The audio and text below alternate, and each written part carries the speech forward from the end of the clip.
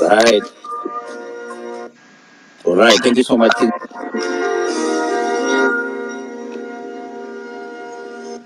Thank you so much, Kingsman, and we really appreciate your presence. Maja, thank you so much for joining this evening. Dr. Miguna Miguna, I see you. Ndola, I see you. I see Dr. Willie Mitung. I send you a mic. Dr. if you can hear me, you can pick up a mic. I see Tony Gachoka, Mheshimiwa Tony Gachoka also in the presence, and also Neto Agostino is also with us. So guys, you can pick up a mic. Today we have a conversation and a plus way forward of what you want to do. But before we do that, before we start this conversation this afternoon, this evening, we want to really again send our condolences to the ones that lost their life during the demonstration time, and we would like to read their names before we start our conversation this evening. I would like to go through their names, and the name that we have is around 20, 21 at the moment, but I know we are missing a lot of names. We'll get more names as we move forward. So we really send our condolences to the families and to the Kenya at large, because this so Kingsman, me to serve. Thank you so much. And this is Mheshimiwa, I see you. I see you guys. Thank you so much. I would like to read all these names before we start our conversation this evening.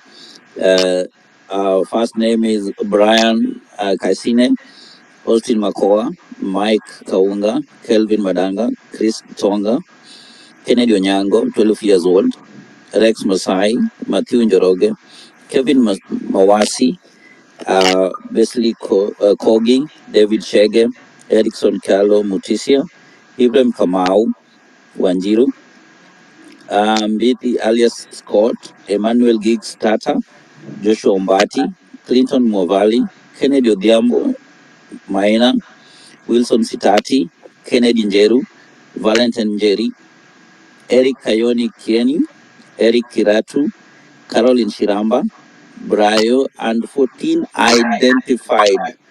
Plus all those names that I've read, there's so many names that we are still looking forward to get more so that you can see. So share the link as we send our condolences to these families and to Kenya at large for losing lives. And in an unfortunate moment whereby people are just demonstrating their rights and they're being killed. And this afternoon, this evening, we are pleased to have Dr. Miguna, Dr. Mutunga, Tony Gachoka, and plus other guests that we're gonna converse this evening to see way forward. And our topic say that no dialogue, no retreat, no surrender, marching forward with Dr. Miguna and Dr. Mutunga, plus Tony Gachoka, plus other guests will be joining us. Otherwise, thank you much. Thank you so much, Maj. Thank you so much, Kingston. Thank you so much, Ndolo. I see you on mic. Can you, Ndolo, say hi before we start our conversation this evening? Yeah, good evening, all listeners. I'd like to give a shout out to Dr. Miguna, Tony Gashoka, and Dr. William Mutunga. You are great mentors and great patriots of this country, and I hope the conversation that we are having here will shape a better Kenya for the next generation to come. Thank you. Thank you so much. Mheshimiwa Tony Gachoka, before I turn it to that host and then Dr. Well, I say jambo to everybody out there. It's a pleasure to be here today. Dr. Miguna Miguna has been a general for a long time, and we happen to share an office in the year of 2008 when the government of Mwai Kibaki and Raila Odinga was formed. And we became very close friends, and I associate myself with a lot of the comments he has been making on MySpace, because we have got a duty to expose and to tell the country the truth so that the country can consider all the issues before it. Thank you so much, Mheshimiwa, and we appreciate that. I know you've worked with Dr. Miguna Miguna and also in your space when he was working with in the office of the Prime Minister that time. And we appreciate you and having this conversation and adding more on our topic today. Right, I go back to Maj, say hi, and as you give Dr. Miguna Miguna to say hi to welcome everybody also on board. Thank you so much, Hillary. Dan, kindly mute your mic. Dr. Dan Ojoa, please mute your mic. Thank you. Thanks everyone for joining. Good morning and good afternoon. And today we're here. We're very glad to have our guest, General Miguna Miguna, Tony Gashoka, and Dr. Willie Mutunga, and all the other speakers who have already started requesting for the mics, and the listeners. And we really hope for a productive conversation. And so without saying much, because my main role here is to coordinate and to co-host, I will give back the mic to the host, and then we can proceed. Back to you, Hillary. Thank you so much, Maj. Kingston. Oh, Kingsman. Good evening, buddy. How are you doing? Hi, good evening, Hillary, and good evening, everyone. Good evening, Dr. Mutunga, Tony Gashoka. I can see you here. Nice to have you guys. Great brains from the past, and still instilling and pumping knowledge to the new generation that is now trying to take over. Maybe just, Hillary, to add on the list of the names that you read, we forgot to read Denzel Omondi Onyango, who was discovered in a quarry somewhere, I think in Juja, where his body had been dumped. He's an engineering student at the KUAT, age 23. He was also murdered because I think there are footage of his that were shared when among the people who entered parliament. So we are losing lives for so flimsy excuses, for people who are cowards, for people who think power must be held on by all will, by fire, by force, which is not right. And I think without further ado, we can welcome our guest speakers, and then we can go. Oh, thank you so much. Thank you so much. Dr. Miguna, thank you so much, Dr. for finding time, and you can welcome CJ, Dr. Mutunga. I know I see he's already a speaker. Good evening, everyone, and good afternoon for people talking from different time zones. And welcome the speakers and everybody else. The host can admit Buka Omole as a speaker because I believe that he was supposed to be among the speakers, and any other Gen Zs who want to speak and millennials request to be on the speakers list. I hope that we are going to have a good conversation today, especially in view of what happened yesterday. We should be very focused and disciplined in executing this agenda, the revolution, because as you have seen today, the tyrant has once again just thumbed his nose on Kenyans and said he's going to go on until 2027. He's acting as if nothing is happening and is unilaterally constituting fake committees and task forces as Kenyans suffer, as Kenyans mourn, as Kenyans gnash their teeth at the hard economic times. So welcome everyone. Thank you so much. Thank you so much, Daktari, for that, and we appreciate your presence always on this conversation. Buka, if you're here, I can't see Comrade when you're here. Let me know so that we can bring you on board. And anybody who went under mic, please request a mic because this is a conversation that all of us are getting involved. Dr. William Tunga, long time. I see you just say hi to the people that want to listen. I want to listen to our conversation this evening. Thanks, Hillary, and everybody who is on this space. I look forward to listening to the speakers, and when asked, I'll just make a few remarks. Thank you very much. Thank you. Thank you so much. Thank you so much, CJ. We appreciate your presence and we are so humble in this platform this evening. Thank you so much, guys. Again, as we start our dialogue, we saw what was happening yesterday. We saw the president was going out there with other leaders, and they were saying that now the best way to go is the dialogue and to make sure that so that we can have peace. And we're going to rotate our conversation on that one. And as you see, our topic today, our theme today is just no dialogue, no retreat, no surrender. What do you think? How do you want us to tackle this? How do you want us to move this? All those people, the speakers, going to do that. So, Marjan and Kingston, Kingsman, I want to give you a mic so that you can lead on this conversation. And today, if you're given a mic, 2 minutes is okay because we have speakers. We're going to give them more time to give insights and also disease because we're going to do it maybe at most 3 hours. That will be good conversation, and we are way forward after the conversation. Margie and Kingsman. Marge, you go first or I go first? Just go first because I would directly go to the speakers. I don't have much to say. If you have something to say, then do. Okay. And then mine was just mine on what happened yesterday, Daktari, and you can see this is the oligarchs who are trying to self-preserve. It's about self-preservation. You see the problems that Kenya has been having for the last 35, 34 years. Yesterday, all of them were in the same podium. They were on the same frame. They took a picture together. For me, that was a perfect moment for us, the millennials and the Gen Xs the Gen Zs to see that our problem as a country for once have met and are taking a picture, or they are posing for a picture for the first time, all of them together. The only person that was lacking in that photo, if you ask me, was maybe the former President Uhuru Kenyatta.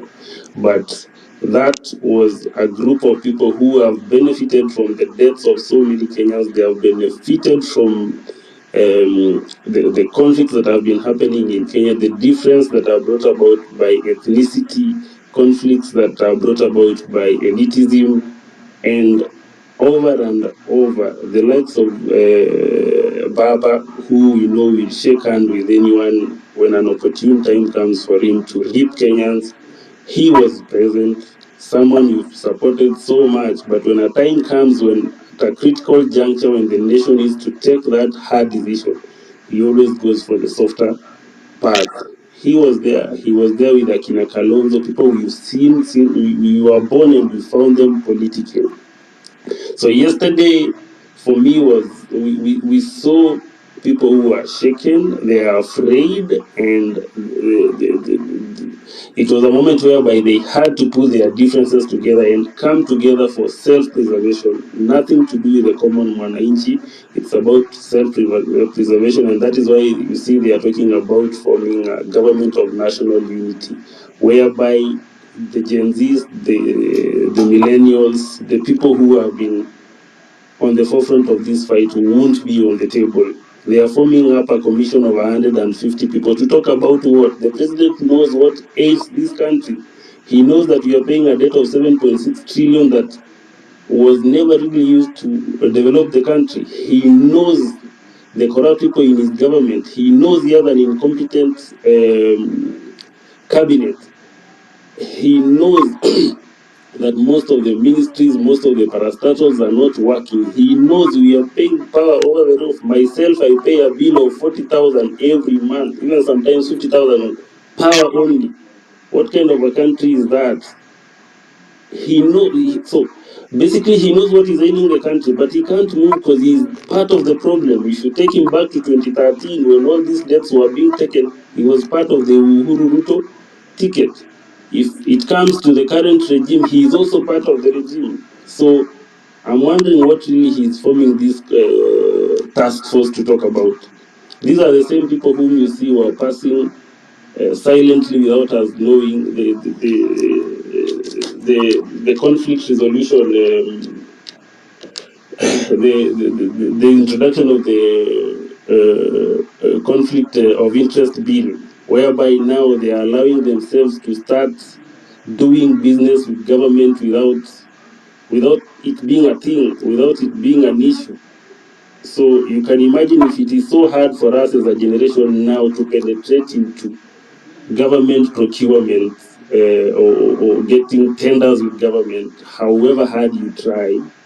So imagine whereby now where they'll pass a bill where they'll be doing business directly with government. So we are at a doomsday. There's nothing that we've won. I think the fight has just started. So I feel so sad for this country, and I think that it should be the mood in the house for everyone. So yes, back to Hillary. Okay. Thank you so much, Kingsman.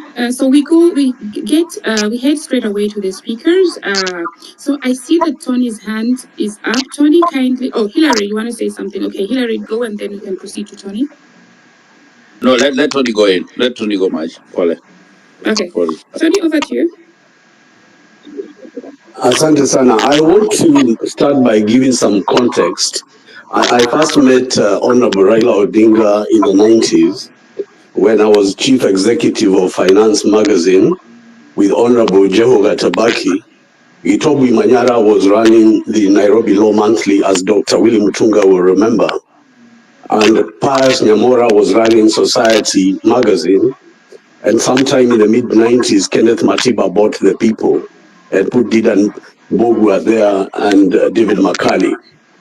In those days, when we were interacting with Raila Odinga, he was really a lead in voice in the second liberation and the no reform, no election crying cause of that era. Now, the reason I'm raising this issue of where these things started and why I think I need to raise my voice, because some of the things Dr.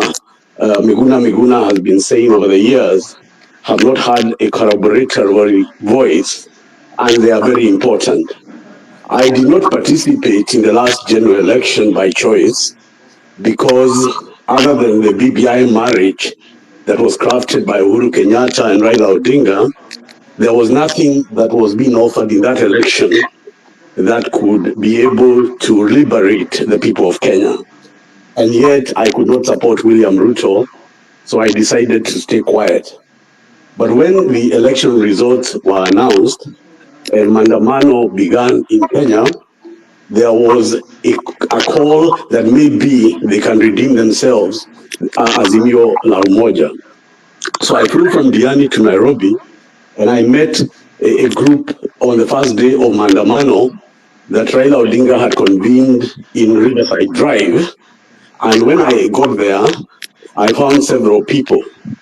I found James Orengo, I found Amolo Otiende, Senator Ladama, Ruth Odinga, Wajakoya, Professor Makau Mutua, and I will remember if I've forgotten who else was present. And the moderator of that session was Professor Makau Mutua, kind of asking, we have begun this Mandamano and why? So several speakers spoke about why the Mandamano was an option, why we are going back to the streets, and at that time, the danger of people losing their lives. And why I have come out at this time is because of what Raila said in my presence. He stood up and said that he had wanted William Ruto to govern and give him a chance to see what kind of president he would be. But when he saw that he has bought MPs, he has bought political parties, he is cutting the democratic gains of the 90s, this man is following the architecture of Kaguta Yoweri Museveni and of the president of Rwanda, and that it will become a problem to contain him in the future. And that is why he has decided as Raila to come out in Maandamano, and he will risk his life and doesn't care if he lives or dies, but will not allow Ruto to go anywhere anymore with taking away the gains of the democratic evolution of the 2010 constitution. And I took him at his word. Now, obviously, if you fast forward a bit, we then heard of certain talks going on behind the scenes. The Nigerian former President Obasanjo in Mombasa, in Ali Hassan Joho's house, and I don't know where. And eventually the whole issue of the African Union and all those things came up. And that was a way of removing the issues that were important, that were to be captured in NATCO, which means that the killing of democracy means there is no opposition to hold the president to account. Why? You buy MPs, you buy political parties, you use money and power and influence. And in fact, Azimio la Umoja had the majority of MPs. But this man bulldozed his way unconstitutionally, bought parliament, and forced a majority government. That is when Ruto became a thug. The moment he took over the National Assembly by force, and then I decided at that point, we are dealing here with a monster. And since that time, he has taken the opposition for a ride, and a ride, and a ride again. He called them to NATCO. There was no intention whatsoever to implement anything of the NATCO, including the IBC. But thank God for these children of this nation of Jay-Z, because of their struggle, because of the deaths of the people we have today honored by remembering their names. This dictator has begun to implement just one part of the IBC reforms. And I know Dr. Miguna will agree with me that this is even itself dangerous, because who is going to appoint that panel? Who will they be? Will they be now people they sit down, Odinga and Ruto, and they decide who to appoint? And then from there, they appoint another puppet commission or electoral commission, and this country goes from worse to worse.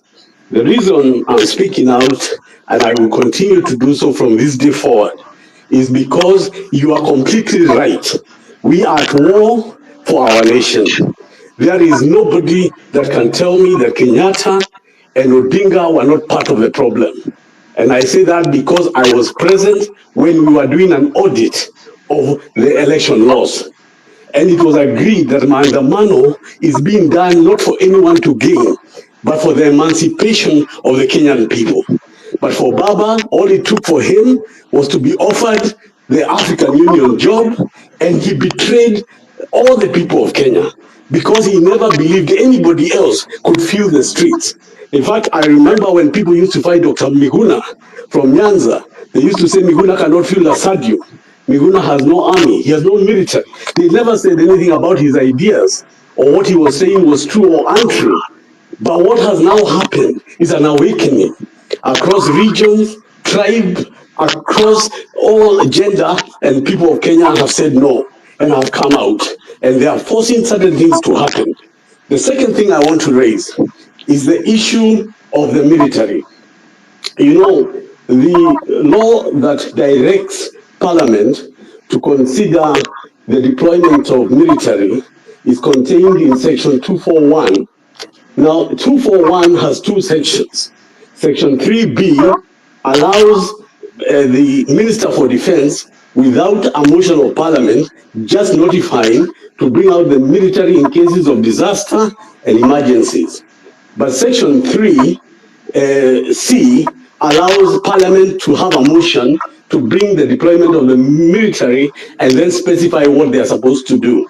Now, what happened with the military being brought down on the streets of Nairobi was illegal because they never had a motion tabled in Parliament. Nothing was declared what the military presence and deployment meant.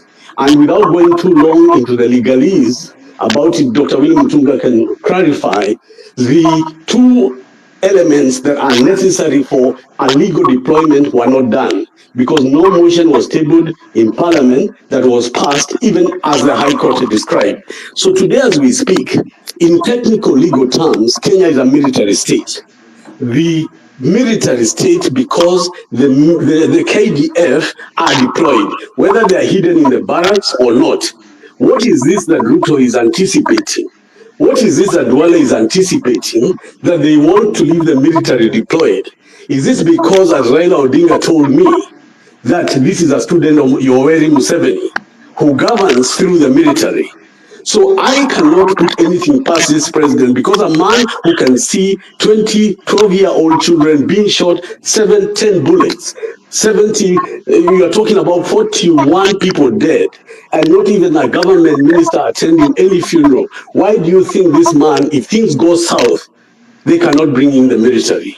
As we speak today, I saw Kenyans in Murang'a take over a police station because they did not believe that the murderer who was alleged to have committed a crime would be taken for justice. So they raided the police station and they killed him, just as we speak. So my question is, and to the people that are doing the demonstrations, including all of us, we have to keep asking the question, why is there a legal military deployment in Kenya? And in fact, who has to benefit from it? And what chaos is there in Kenya that requires that? Or is somebody going to manufacture a problem like they did when they went to Githurai the other day? And they created a problem. Are they going to sponsor some kind of terrible issue and call it a problem? The other third and final issue I want to raise is the issue on corruption. I am looking at what happened the other day to the former governor of Migori, who was charged with crimes of up to 1.9 billion. And somewhere, the executive and others are negotiating with him to go scot-free, catch some property of 200 million. Who knows what will happen to the other charges? You remember the MP for Cilicia, John Waluke, was jailed for stealing nearly 1 billion with National Cereal Produce Board. He was jailed and convicted for 67 years. He was serving a jail term, and the alternative was he had to pay back at least 1 billion that was lost by the government, and that is the only way in which he would otherwise be released. Today, as we speak, John Waluke ran for elections, convicted, he ran for elections. Nobody ever talks about him anymore. He's a friend of William Ruto. He's a central part of what's going on in Western Kenya and Western Kenyan politics. How can there be any nation on earth where a convicted and jailed member of parliament, stealing from the public, has been let loose to live and let live? We go to the deputy president, Gachagua, 200 and something million. Justice Minor of the High Court, before elections, had found Gachagua a case to answer. Over 200 million. We can go back to the Dubai plane hired by William Ruto, to Runturi at the Ministry of Agriculture, to the opulence of Mukomen and Oscar Sudi. And you can look at all these things and ask yourself, all this money is the motivation for which these people are in power. Finally, I want to say this. If we had not defeated the BBI, The only reason the BBI was defeated is because of Chapter 4 on the Bill of Rights. That people have a right to be consulted on how their constitution can be altered and by who. It must be people driven. This time round, the Jay-Z and all of us who are here to discuss these issues are seeing a people driven revolution for a better government, because there is no valid contract between the governed and the government. And we have a right, inherent right, to break that contract. So mine today is to add my voice that there is no talks, there is no negotiating, and I can tell you Raila Odinga lies to my face, and I'm telling the country as Tony Gashoka that he lied to me. And he lied to me why Ruto should not govern. And yet he's the same man now calling for other talks. And he's the same man who knows NADCO was never implemented, and he's calling for another NADCO simply because he's been told by the president this is conditional upon our deals going on, whether it's the African Union and everything else, but all other Kenyans to be damned. I think that is my opening comment. Thank you so much, Tony. And I hear some echo. Hillary or Kingsman, I don't know. Hillary, can you hear me well? Yeah, I can hear you well. I think oh yeah, that's everything is okay now. Okay, thank you. It was Tony's mic, but I've been able to mute it. Thank you. Thanks. So, Tony, thank you for your submission. You bring out very important points. If I can just summarize the 4 points that you bring out is, the IBC that they're now reconstituting. There has been also a lot of people who are sharing your sentiments and are wondering if people need change and that the same people that want to reconstitute the IEBC, is it going to serve the purpose it is meant to serve? That's a question I hear out there. Another question I hear is when you mention about the arrangement of who should lead and who should not lead in the, the political elites. And that is exactly what was seen yesterday when all of a sudden all of them were seen on camera pulling together. And the feedback I got was they're now against the one inch. Now that we are sharing our problems, they're coming together. And so that really reflects what you're talking about. And the third point is the military deployment. This we will need a legal clarification. Will be very good to go because we have legal brains in the space today. And corruption is something that we have spoken about over and over. And actually, it's the root cause of where we are. It starts. That is where if we could really just drain the swamp, probably would have a chance. So you really bring very important points. Let's give the mic to the next speakers. We're going to just add on those points as they share. Dr. Miguna, kindly guide if you want to speak first or if I should put Dr. Mutunga first. Either is fine with me. Yeah. Yeah, Maj, I believe Dr. Mutunga said that he would speak when he wants to. I'm not sure that he wants to speak now. If he does, by all means, everyone is free to speak when they want to speak. I could add my voice if Dr. Mutunga does not want to speak now. And everybody else, you are free to contribute. This is a free platform. This is not BBI where the train left and nobody could get onto the train. We are having a discussion, a robust discussion. So, Dr. Mtunga, if you're not prepared to speak now, I could go on. I'll come in after you, General. Okay, thank you.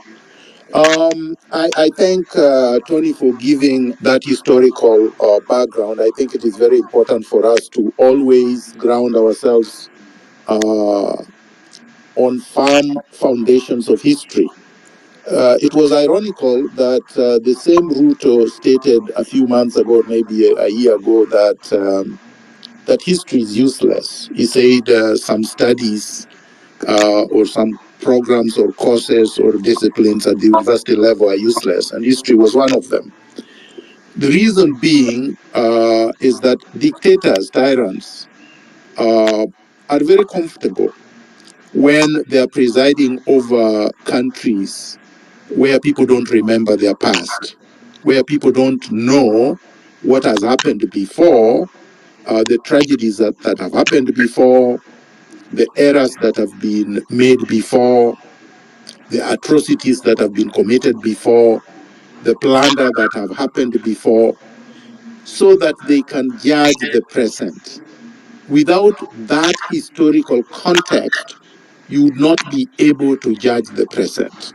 Number two, without a firm foundation and a grasp of history, you would not be able to know who is deceiving you, who is duplicitous among you, who is always betraying the people. Raila Odinga, as Tony has said, has betrayed Kenyans since 1982. He betrayed Ochuka Okumu and all the people that participated in 1982 coup attempt against Moi, against the autocratic government of Moi. And everyone else that was with him was hanged. He was the only one who survived. The same thing happened in 2018 after I swore him in. They targeted me, they abducted me, they tortured me, they sedated me, they transported. And Raila Odinga betrayed all the young people that died during the NRM protests and revolution of 2018. And there were a lot of people who died. And made a deal with Uhuru Kenyatta at night and turned up at Arambe House, quote unquote, having a handshake and saying that he was putting the country first, said that he was going to make sure that there was justice for those who had been killed and maimed and tortured, but then just filled his tummy and forgot about everybody else. Up to now, he did not attend any of the funerals of the young people that died in 2018, 2017, 2018. Raila Odinga has not mourned Chris Msando, who was murdered to prevent the elections of 2017 being credible and transparent.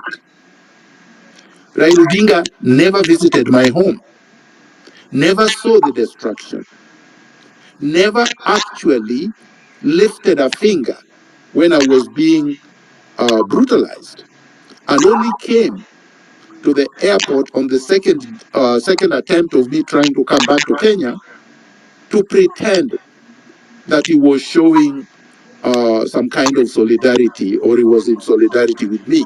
But in fact, the people who are hearing his telephone calls as he sat there were telling me that he was talking with Matiang'i and the rest to keep me out of Kenya.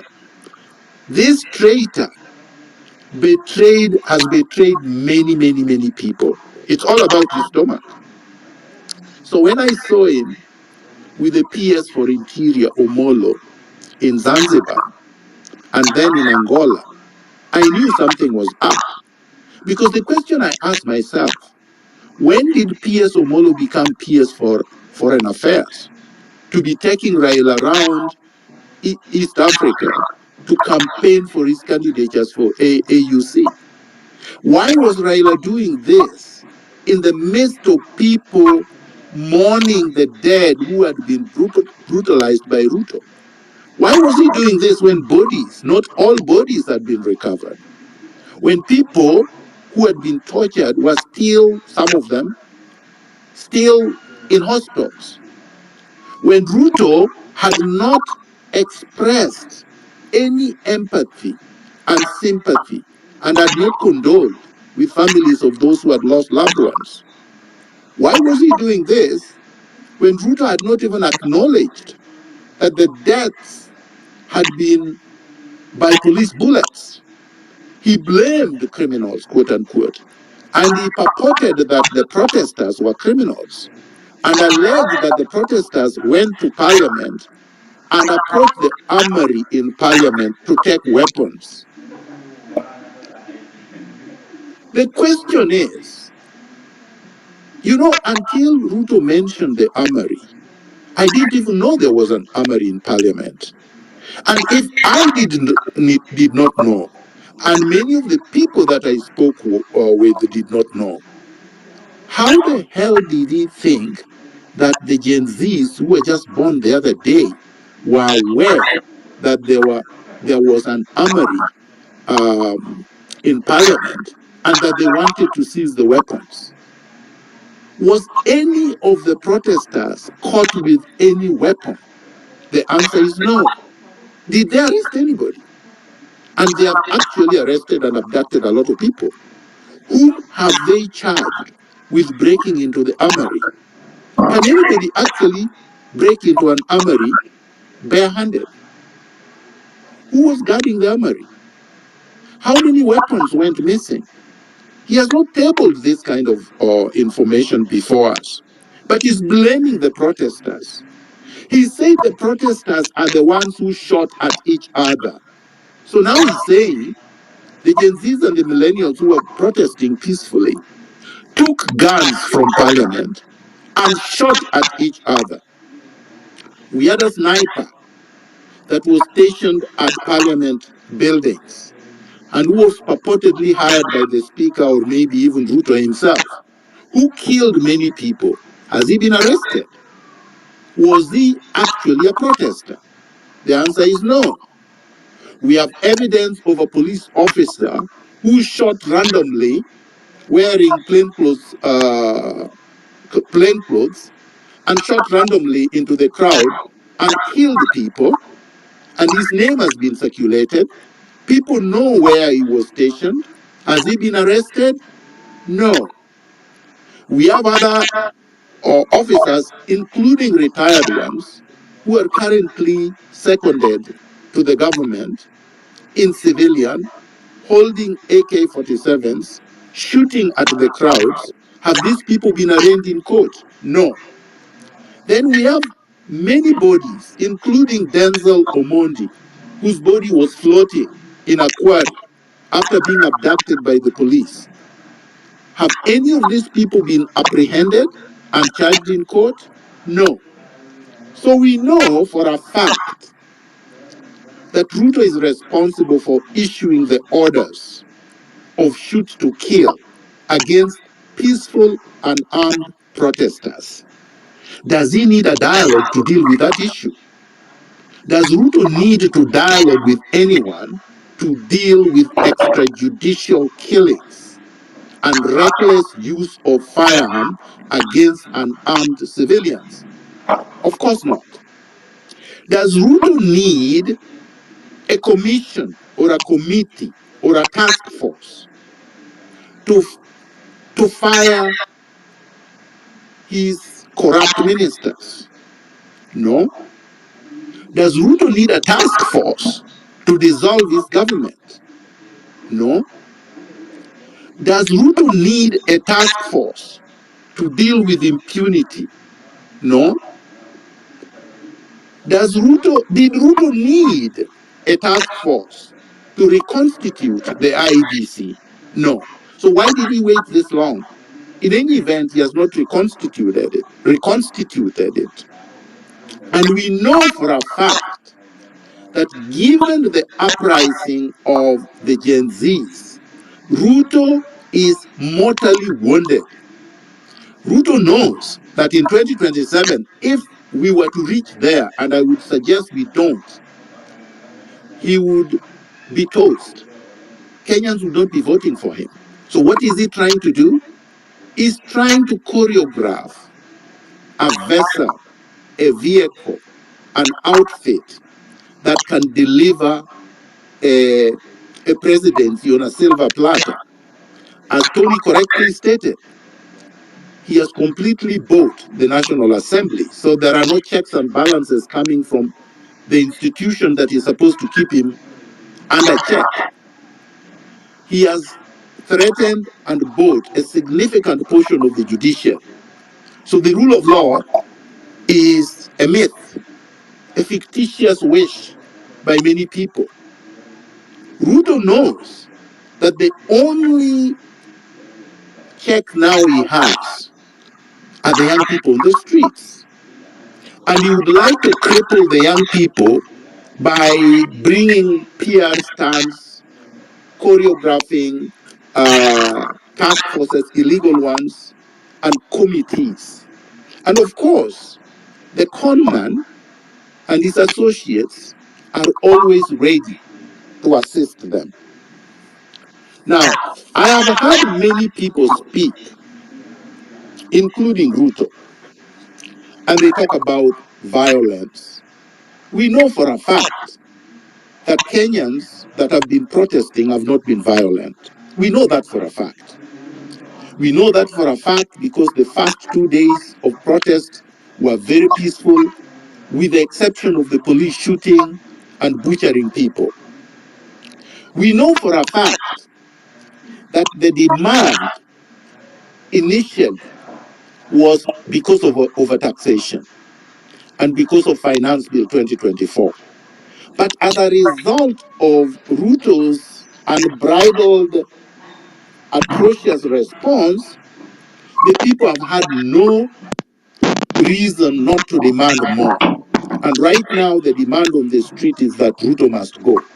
So Ruto comes back and tells us he cannot go because he was elected and that his term is 5 years. But Ruto forgets that there is history in front of him that contradicts him. As I have said many times, Article 1 of the Constitution of Kenya vests the power on Kenyans to recall Ruto at any time and take back the power they donated to him as their representative and exercise it directly themselves. And there are precedents. And I'm going to go through the precedents so that we disabuse them of this notion that people cannot do this. And the precedents are not just in Kenya, they are all over the world. The first popular revolution in the world was in 1789, May 5th, 1789, in France. And that revolution took 5 years.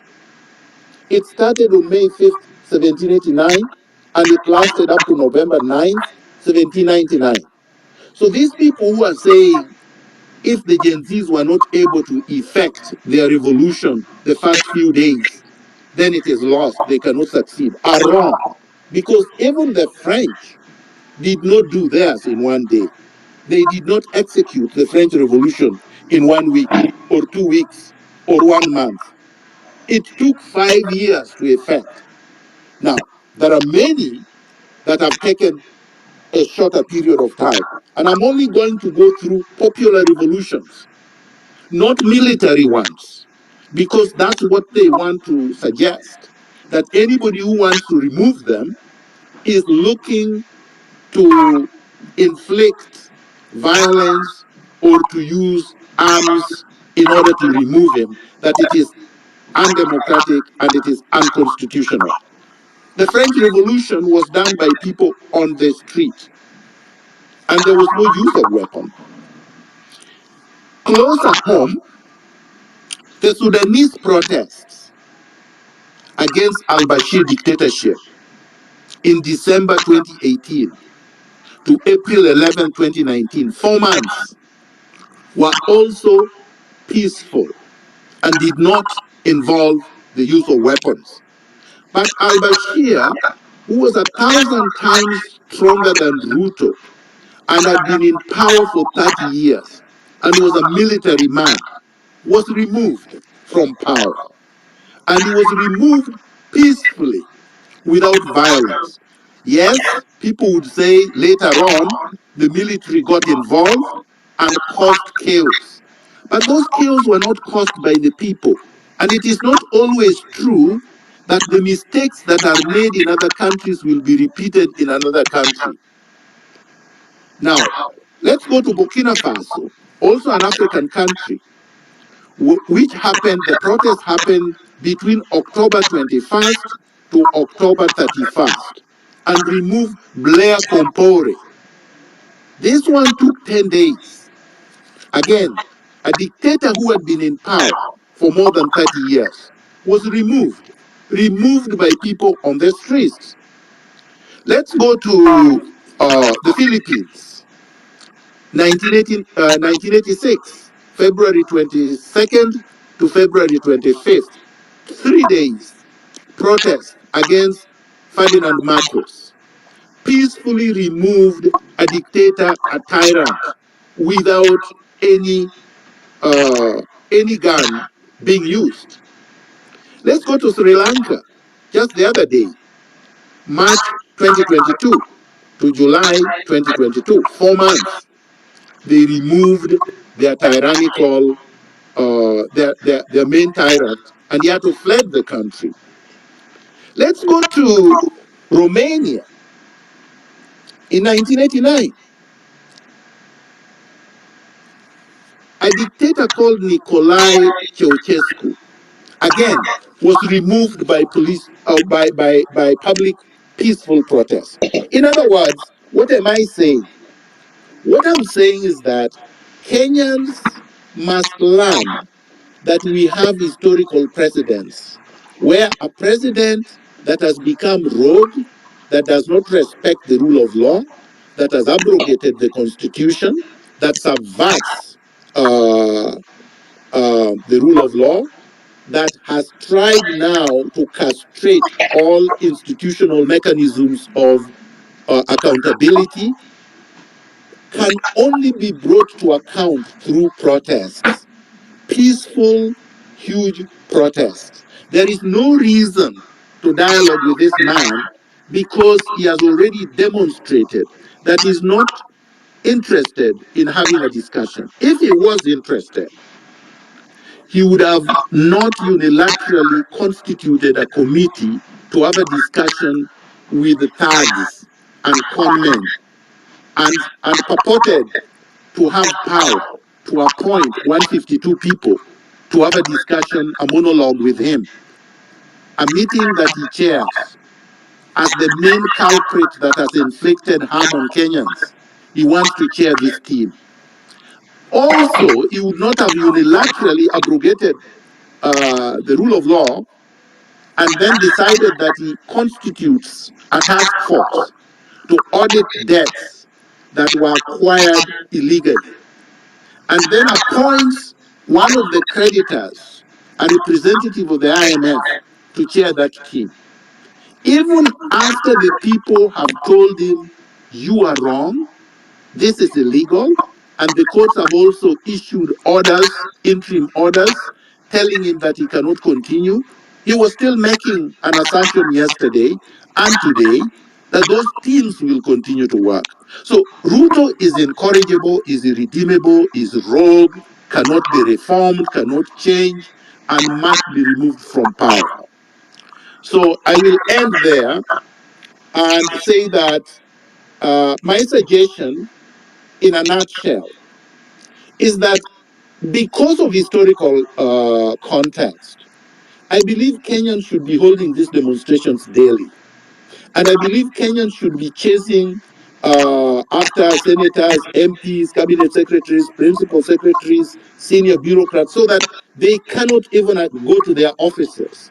We must make the country ungovernable wherever we are, so as to make this government fall, so that we can go for fresh elections. That is not calling for chaos. That's calling for order, because chaos is the second name of this regime. I will end it there. Thank you. Thank you so much, Dr. for your contribution. And so I have two questions for you. First, I have a comment when talking about how people have been killed. There's an incident that actually occurred where, the name and the number of the policemen who murdered Kenyans was circulating online. And there's a Kenyan who called and asked him why he was killing the people. And he's on record, he was recorded saying, I'm sorry I did not shoot you too. So this shows, the level of confidence some of these people have while killing Kenyans. The policeman, nothing has happened to these policemen, and I think I posted about it in the morning and tagged also IPOA. I would like to request everybody else who's in the space and can help to really try to find a way that at least people who are working in the forces, or what has happened until now, just some justice can be received for the victims, because it cannot be that the police were supposed to protect, even unethically, after killing somebody, go ahead and say to the citizen who's complaining that the only regret they have is why they didn't shoot. The question I have for you, Dr. Miguna, before I move to Dr. Mutunga, talking about the task forces, under normal circumstances, it is the opposition that should try to stop the ruling party. Do you believe that if the opposition was working in Kenya, they would be able to stop, or do you think they would still be outnumbered with the numbers that the current ruling party have? Just 1 minute, and then I give the mic to Dr. Mutunga. Oh, thank you, Maj, and thank you for that anecdote. If the opposition was working as an opposition, by this time they would have brought a motion of impeachment. But you see, they're not even talking about impeachment. If the opposition was working as an opposition, they would have joined the Gen Zs and the millennials on the streets demonstrating against Ruto. But they have not done that. If the opposition was working as an opposition, they would have opposed Ruto publicly, consistently, and throughout, very loudly, telling him that he had no power to deploy the military on the streets, that was illegal, that he had no power to form the task forces, and they would never have joined Ruto in calling for dialogue. But as you can see, the so-called consultation was between Ruto and Raila Odinga only. Even Kalonzo Musyoka is complaining that he was not involved in the discussions. So we do not have a body, an animal we can call the opposition. What we have in Kenya is an animal we cannot describe. It's not an opposition. And these so-called leaders are not leaders. These are organized mafia, organized cartel. In fact, I was pleasantly surprised today in the morning, somebody sent me a clip of a former spokesman of Moi who called them just that. So imagine if the former spokesperson of Moi, the dictator that terrorized us for 24 years, can look at this man and say, they are all the same. These are all cartels.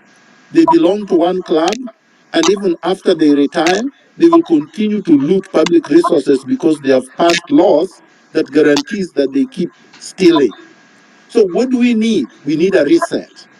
We need to transform our political, legal, and cultural infrastructure so that we remove from the system this continuous culture of impunity and exploitation. So no, the short answer is no, we don't have a normal opposition, and if we did, yes, they would have brought this government to account. Thank you so much. So my assumption is that the current opposition in the country is the population, the Gen Zs, plus every other citizen that's protesting out there. Okay, so now, Daktari, do you want to say something before I go to Dr. I wanted to agree with you. The Gen Zs right now and the millennials on the street is the opposition. Thank you. Dr. CJ Mutunga, over to you. Thank you very much.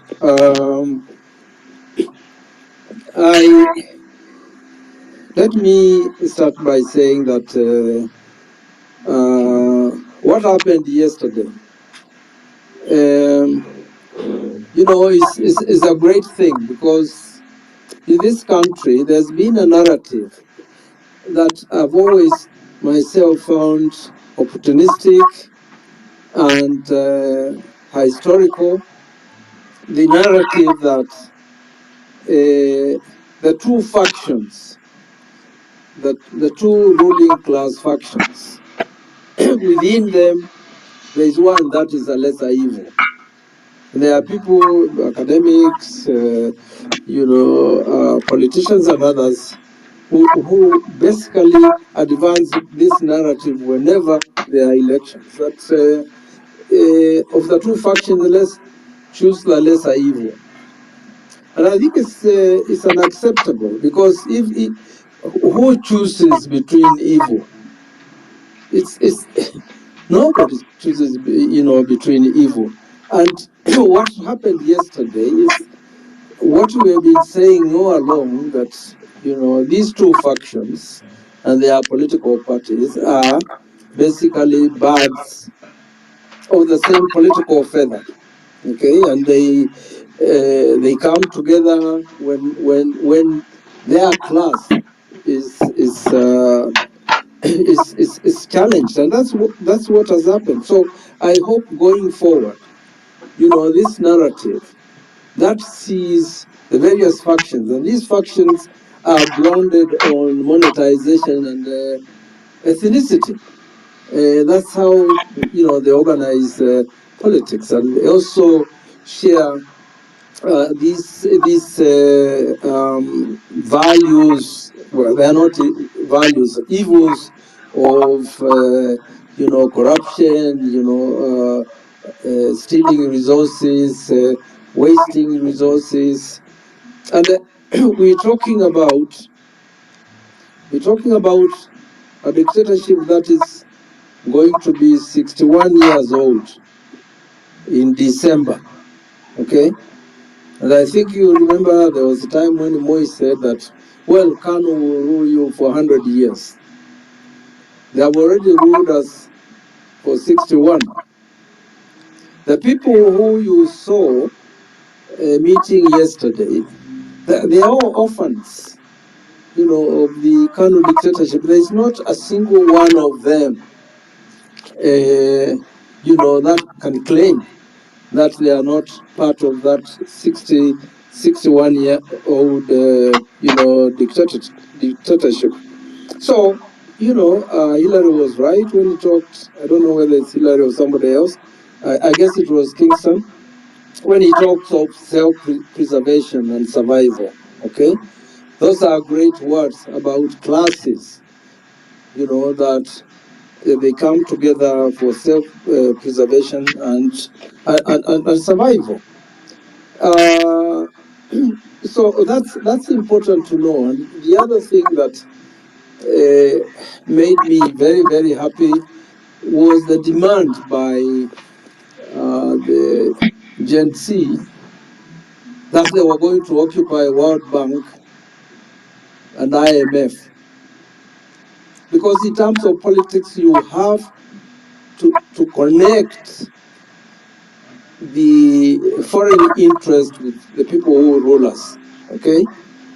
And analyze very, very clearly why our leaders, or these two factions, are enslaved by foreign interests, and why they take, orders from foreign interests, and they've never participated in any public participation. Okay, look at the case of Haiti. Okay, we were not consulted. Look at the case of Palestine. We were not consulted. When the courts say that police officers can be, deployed in Haiti, is unconstitutional. That particular court order is disobeyed.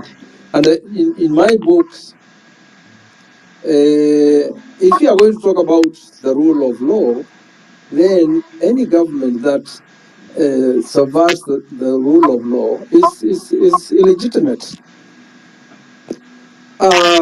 So it's very, very, very important that, as Miguna says, as the people demonstrate, as mass action goes on, it's very, very, very important to make, that connection, because that connection is important, in my view. So so the other thing, and this is now talking to the, well, before I do that, let me talk about task forces, and I give some history. I'm not going to give it the way Miguna has brilliantly given it in terms of dates and so forth, because I haven't done that work. And thanks Miguna for articulating these popular revolutions and uprisings. So when it comes to task force in this country, there's a history of destructing, movements through the formation of task forces. Okay, and I'll give you examples of a few. When J.M. Kariuki was killed, March 2nd, I think that's when his body was discovered, 1975. The system very quickly set up a parliamentary commission that was headed by somebody called Mwangale, Elijah Mwangale, who was, I think, MP for,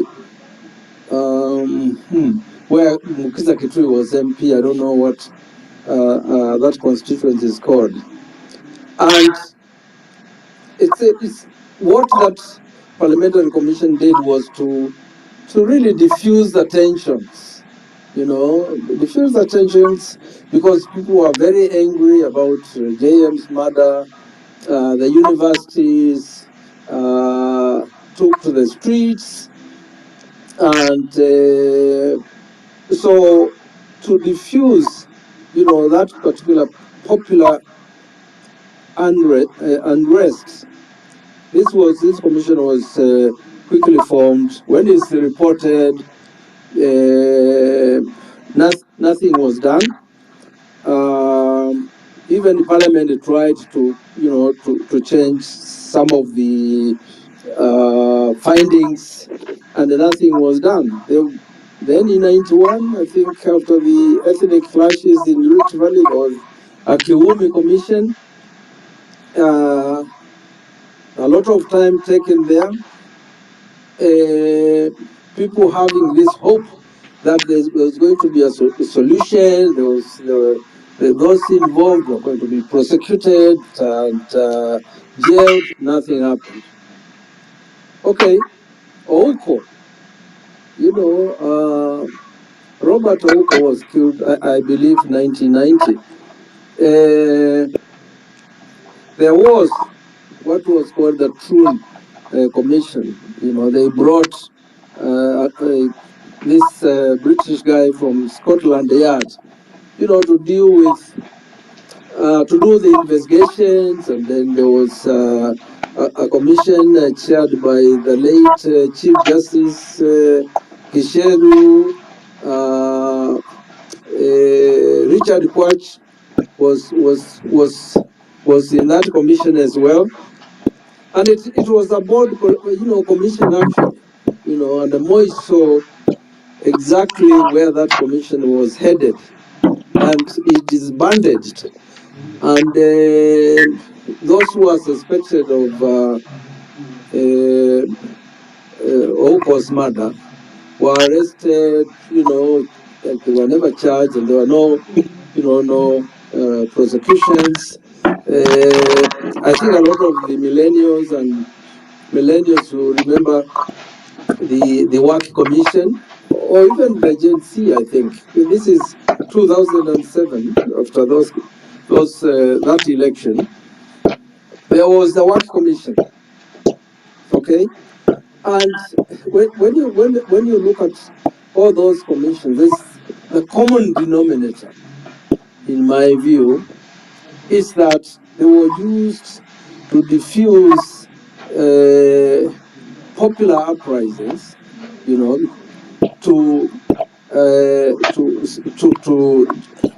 make sure that the public anger, dissipated, and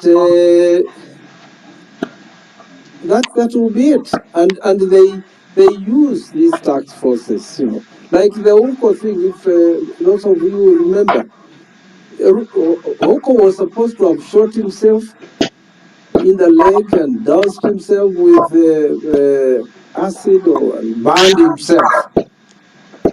That was basically the theory that the government, advanced. So task forces, commissions of inquiry, whenever there are issues, and Miguna made this point, who appoints them, It's the culprits, the people that we suspect are the criminals between what has happened, okay?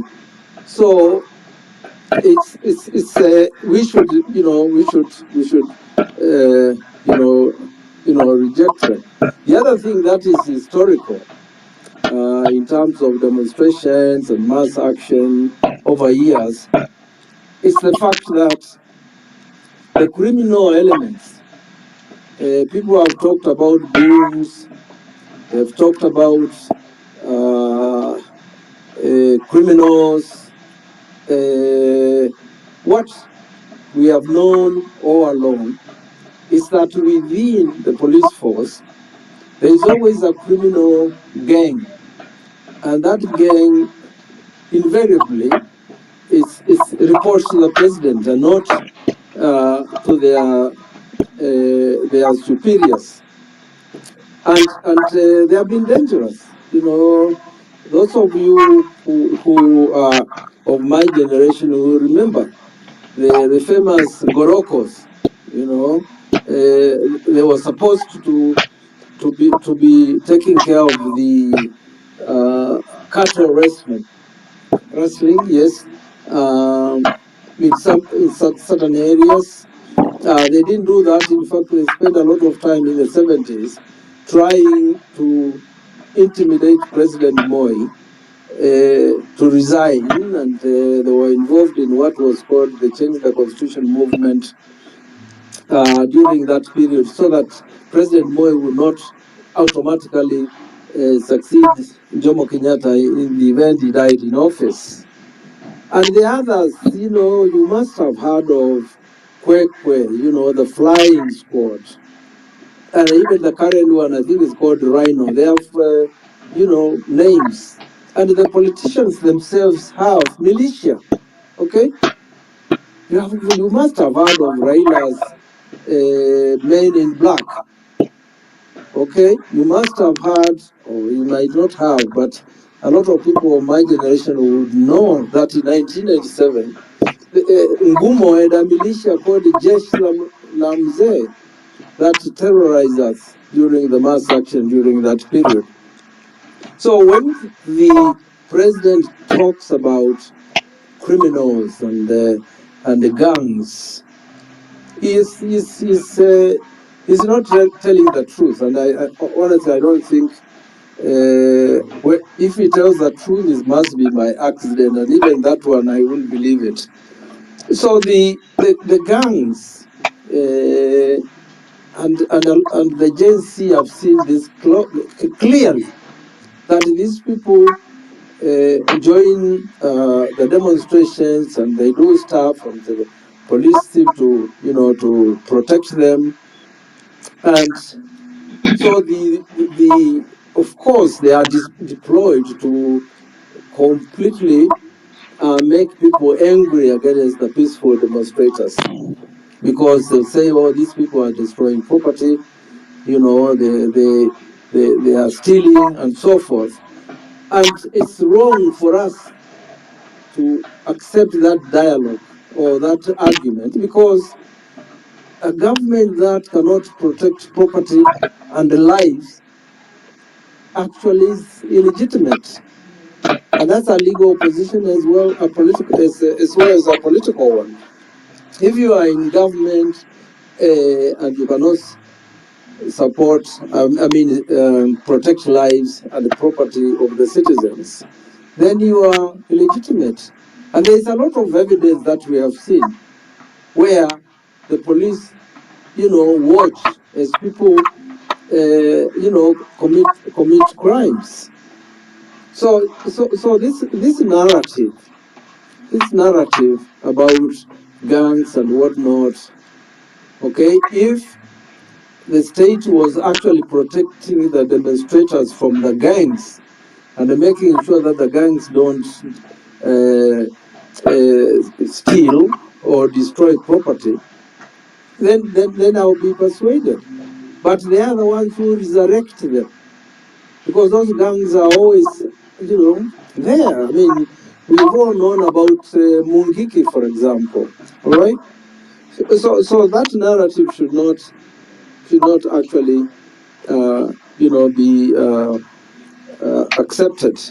But I just wanted to finish by, celebrating the GenZ for expressing, their anger,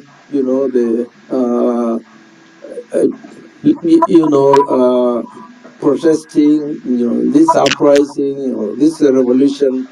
And I look at it also as a generation that is also telling the government that they have to respect constitutions, they have to respect the rule of law, that they have to respect the human rights of Kenyans.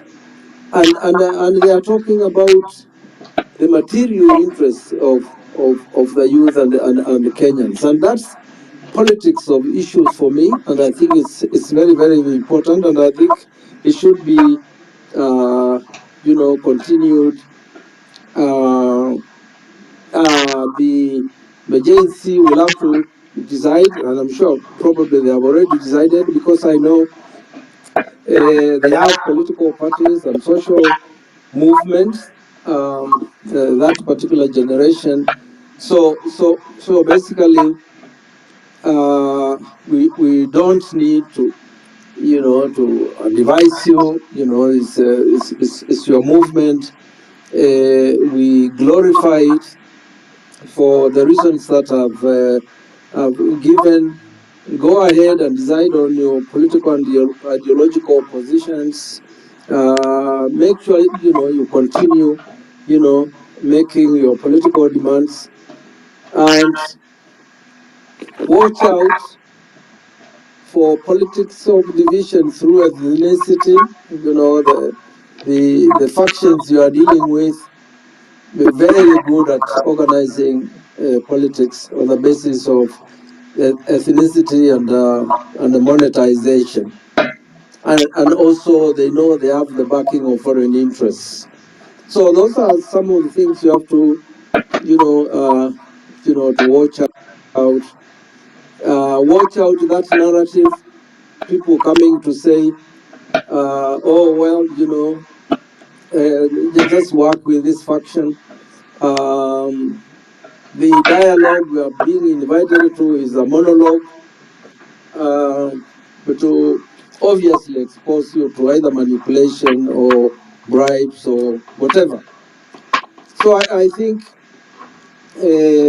I salute your mass action, and I just wanted to finish.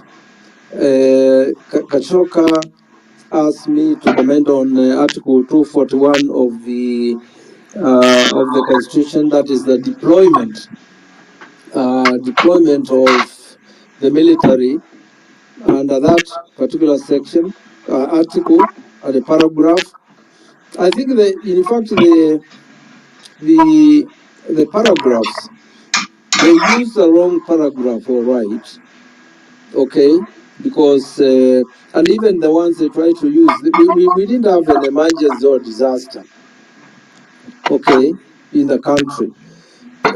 Constitutional mass action under 37, Article 37 of the Constitution cannot be called an emergency or a disaster.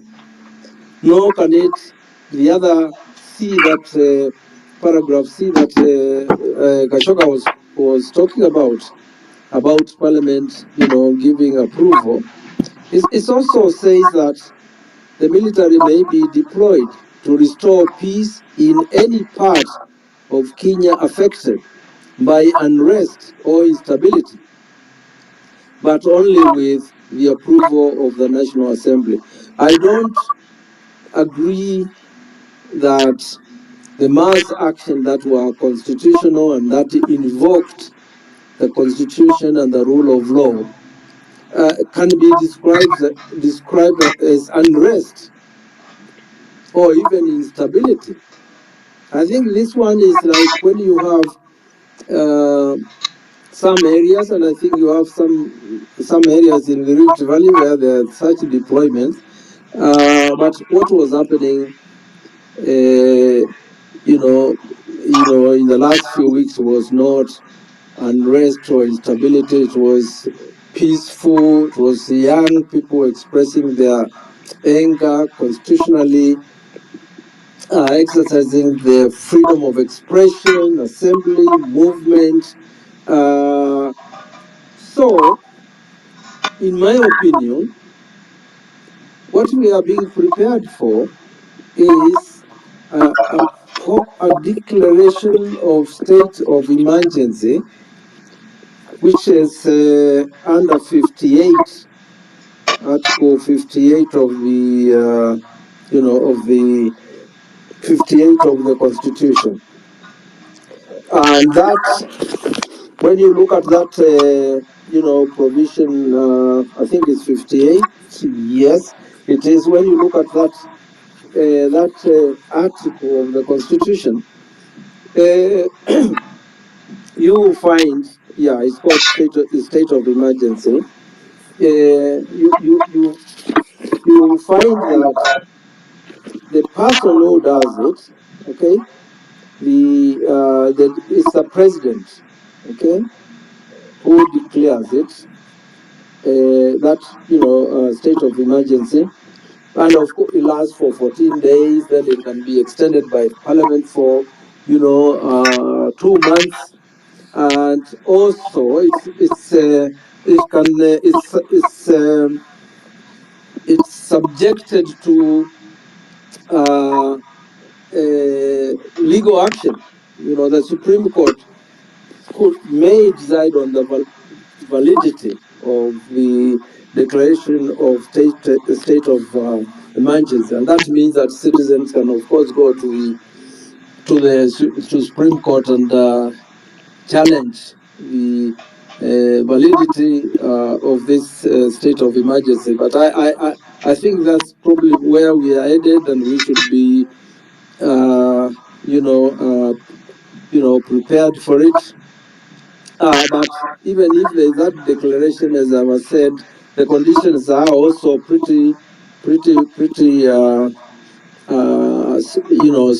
in terms of the timelines, in terms of the challenge. So I'll stop there, and thank you very much, for listening to me. Thank you so much, Dr. Harry. And yes, just a comment and some few questions before I open now the floor to everyone to just ask questions.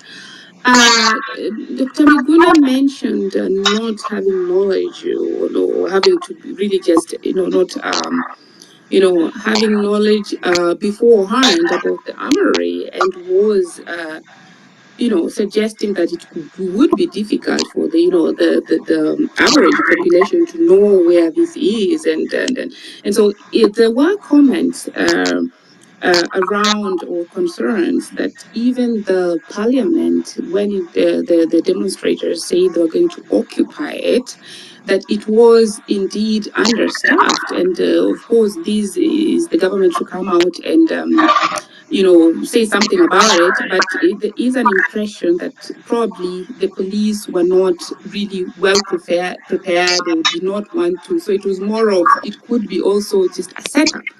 And there's also some news that was going on about the CCTV of the parliament not being found. So these are all information that are really causing anxiety in the population when they think, okay, is there something being hidden?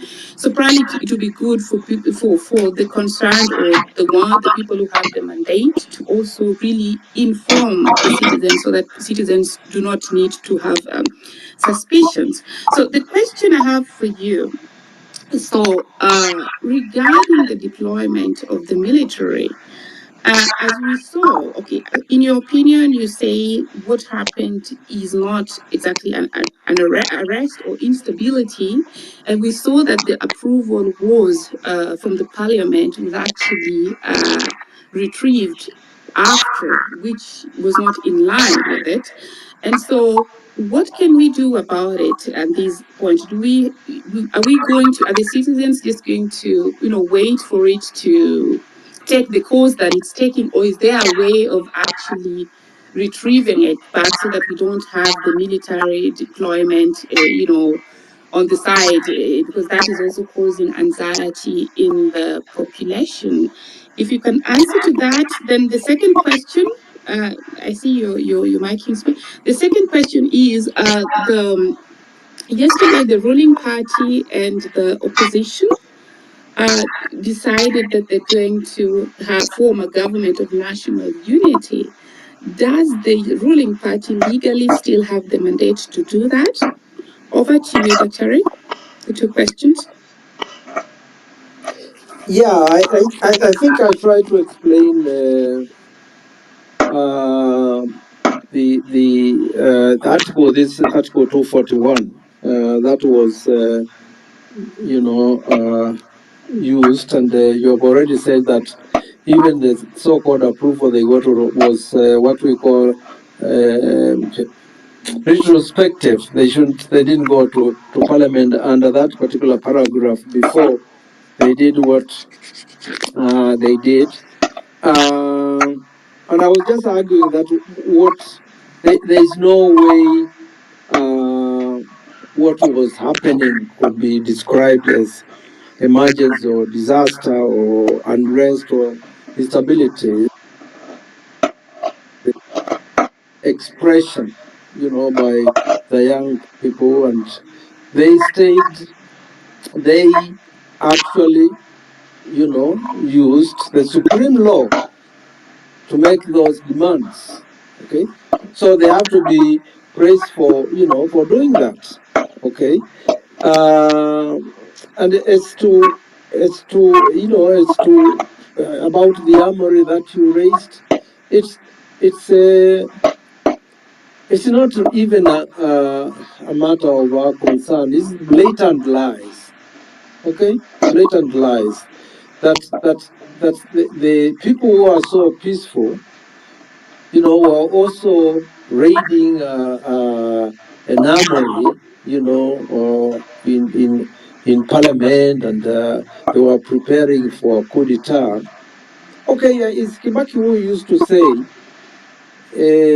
and I think he said that, and everybody remembers what he said when his election, 1988, when he was winning during the Q elections, and the presiding officer in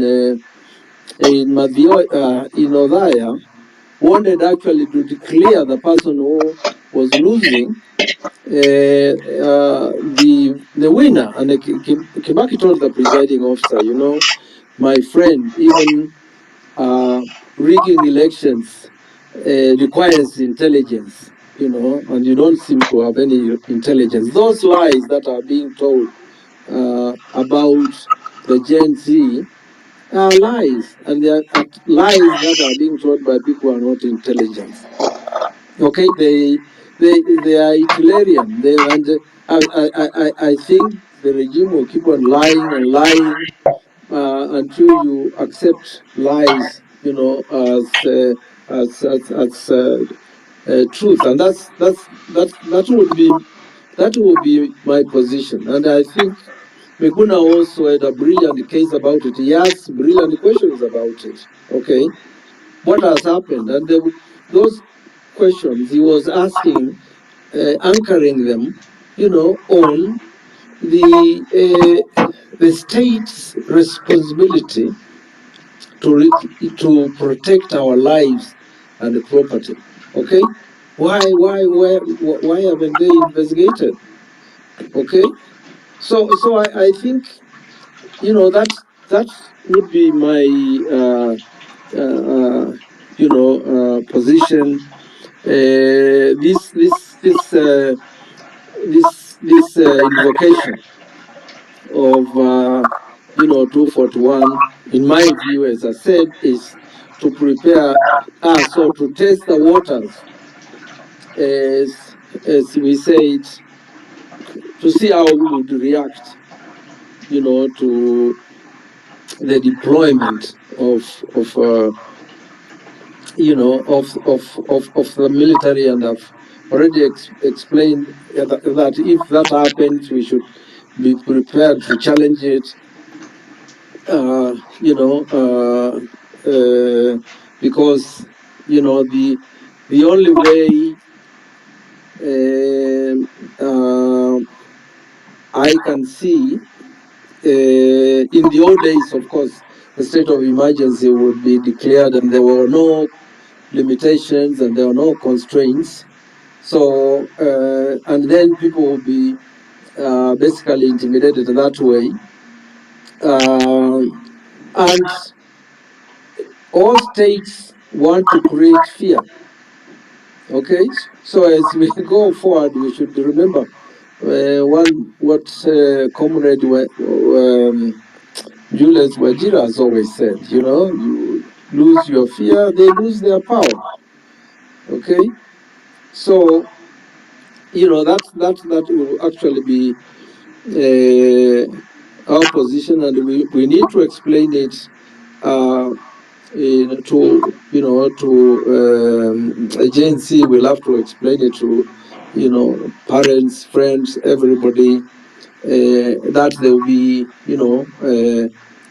challenges at some point. As I've said, they might challenge their movement on the basis of ethnicity.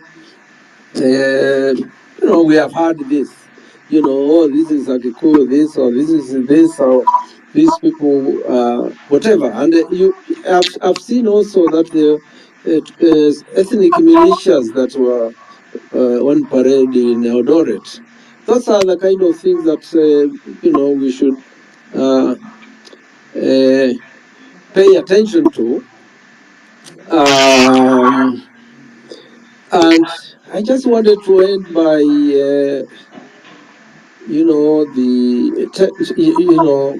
reminding people who remember the demonstrations that were taking place in the world, Paris, Seattle. There was a guy, a young man in that demonstration, and the GenZ have really been fantastic in their placards and slogans and their demands, and they have also been fantastic in their humor. So this guy who was demonstrating had a T-shirt where he was basically telling, the ruling elite in the world, that at that point the population of the world was 6 billion. And he said, you're just 60,000, I think he said, but we are 6 billion.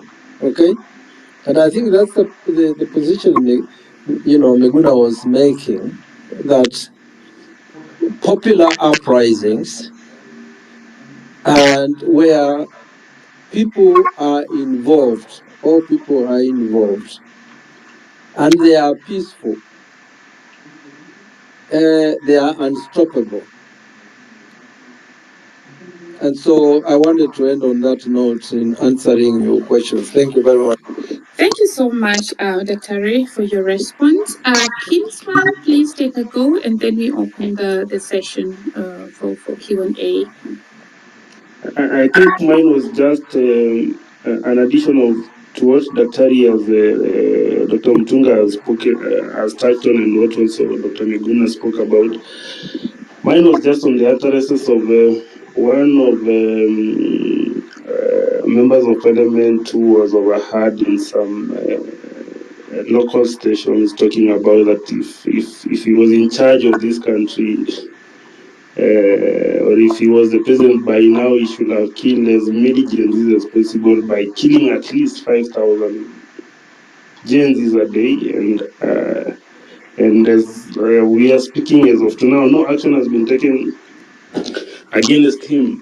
And as the Daktari was saying, these things that they are mentioning, I don't know, they have an armory in parliament. Is it that they are preparing us for something that we don't know? Dr. Miguna, back to Oh, thank you, Kingsman. I think we are going to open the floor for all the other comments. But maybe Ruto was just trying to scare people. Maybe, some of these people are cowards. It's possible that there is even no armory at Parliament. I mean, why would there be an armory in Parliament? I didn't know about it. That was the first time I was hearing about it. Parliament is not a military installation. So you would have police officers that are guarding it, but an armory, that's a new word.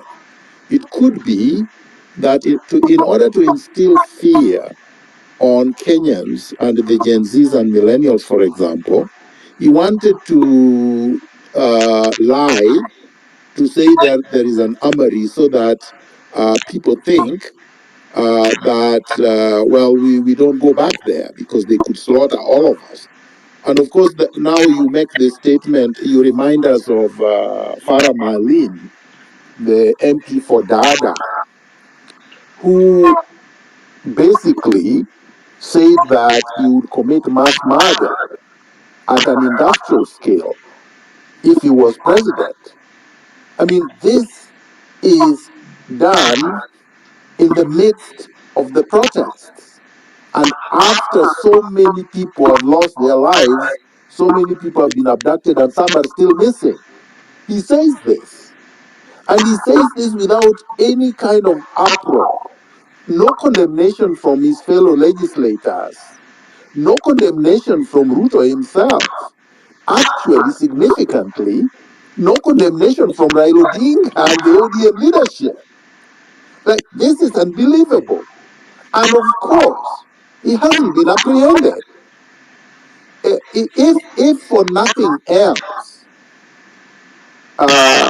if Ruto was intelligent and had emotional intelligence, he would have done and said something. What I get from all this is that we actually give these people more credit than they deserve. These guys are not intelligent at all. These guys actually have no clue how to manage even a chicken coop. Ruto is supposed to be a chicken seller and probably a chicken grower, or what do you call somebody who rears chicken? But he does not have the intelligence of chicken. Even chicken would know that you don't do that.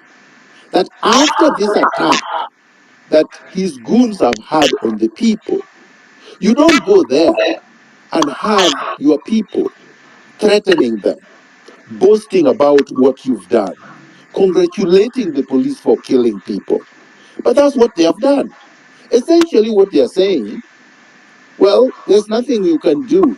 You did a protest, I killed some of you, I will kill more, and there is nowhere I'm going.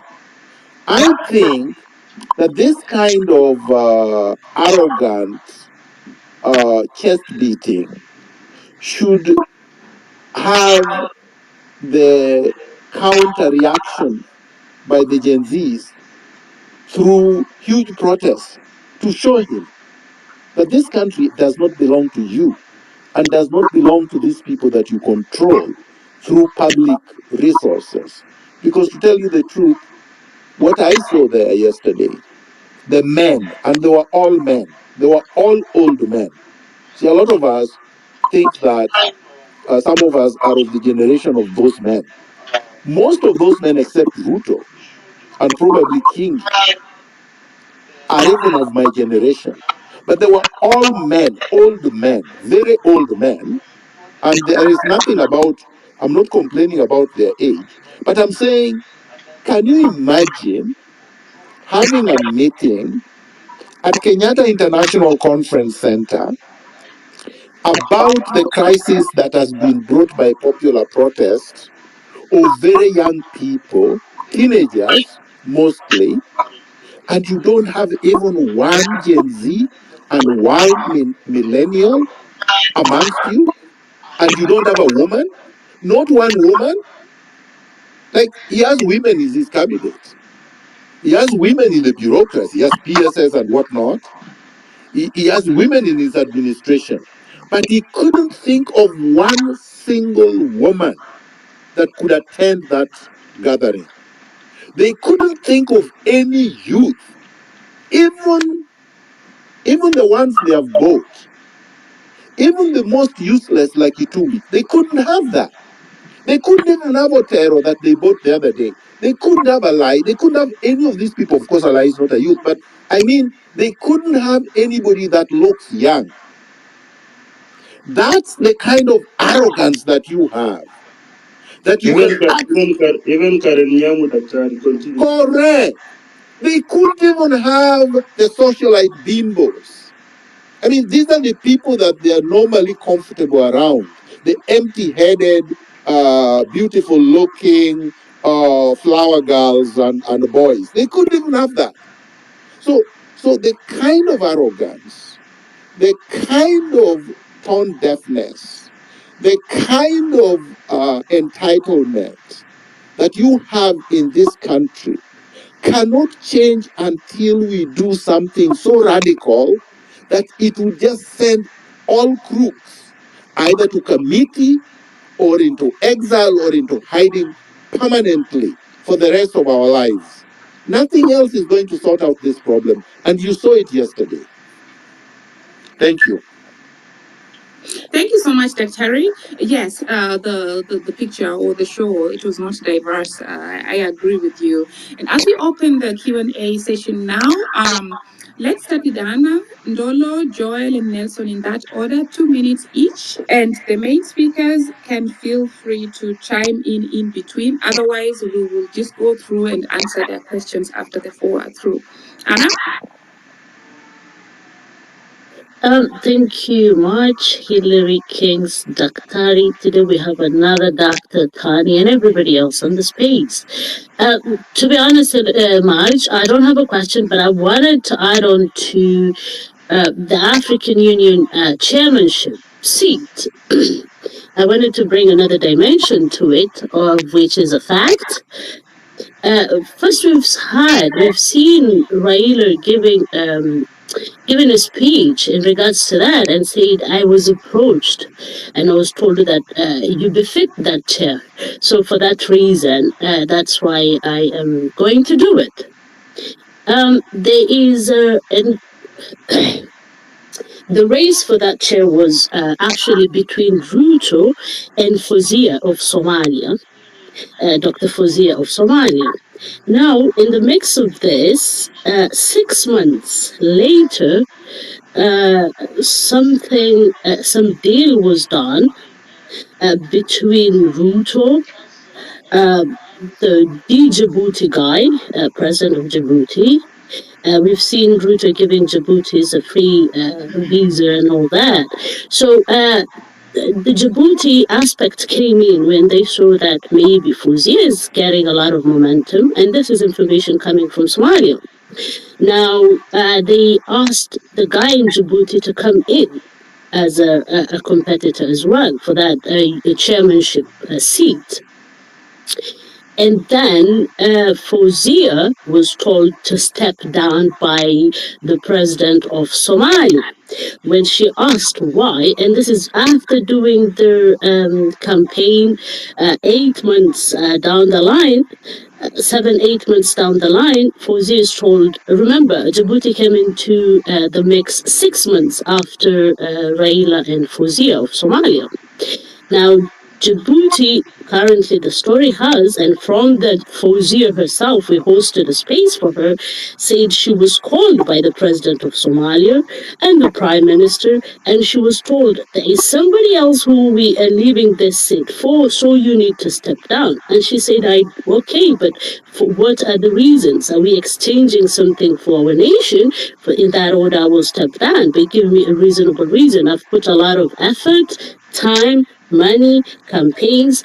At this time, Fozia was also backed up by the parliamentarian in Somalia. She had a full backing of the parliament. She had full backing of everybody when she was submitting her applications. Um, when that happened, I will finish much. When that happened now, the reason Djibouti is coming into the mix is for this lady to step down, and then Djibouti does not have the person they've put into the competition does not have a chance against Ruto. So this way, against Odinga. So this way, Ruto gets rid of Odinga. When you said Ruto the whole time, I was thinking, okay, what does she mean? But thanks for correcting that. No, Yes, it's Odinga. Yes, correction. Yeah. So this way, the guy from Djibouti does not have a chance of winning this set against Raila. So this thing is being cooked from a lot of aspects. For those who don't know, it's not only within Kenya that Ruto is told to step on to vie for this chairmanship, but it's gone to the extent of asking a Somalian candidate to step down who had a very good chance. Remember this seat, actually, it's over how many years that a woman has not sit on that. So she looked a lot favorable for a lot of countries. And when they saw that threat, and Ruto wants to make sure that Raila gets to that chair and he's out of his way and out of his neck. So they approached Djibouti. And now, as we speak, the lady from Somalia, her president has refused to give her the endorsement letter. So that means she is going to be out of the contest. And this to guarantee a chairmanship for Ruto, for Raila. So Ruto is going to a lot of extent. It looks like Ruto and Raila are now, I think, Dr. You've been vindicated. They're all in the same bed. They're all in the same group, and they're going to even far countries out of Somalia to make sure, out of Kenya, to make sure Ruto goes to the AU. And there's a lot more that they're cooking for the AU and within those chair. It's not just Ruto, Raila to be on that seat, but there is more that they need to cook up. So I think this gang, they're far deep. They're far dangerous than we think. They're more connected than we think. And there is a lot much worse that they're doing, even outside Kenya. Thank you. Thank you, Hannah. I think I'll give, Dr. has raised his hand. He can get back to you, and then I'll say what I wanted to say to that. Over to you, General. Yeah, Maja, I just wanted to say to Hannah, this seat is irrelevant, and it is irrelevant to Kenyans, and it is useless. I have described it as equivalent to the Luo Council of Elders. It amounts to nothing with no power, so it's irrelevant. And number two, what happened yesterday was actually a very good thing. Many people would agree with me that having all this organized mafia, the cartels and the conmen in one basket is an excellent thing, because now it has sorted out all these kind of shenanigans. Kenyans can see who their enemies are. I've been talking about this thing for years, more than 10 years. And there are a lot of people who are abusing me, dismissing me, and having all manner of epithets. And yesterday they say, aha, finally, we now understand what you've been saying. So I think that Ruto has actually solved our problem, Ruto and Raila, by getting into one basket, something that they were not even able to do in 2018 when Raila got into bed with Kenyatta. You see, when Raila got into bed with Kenyatta, they left Ruto outside and they were conspiring against him and fighting him. So that way, the elite were fractured and they were confusing Kenyans through that fracture.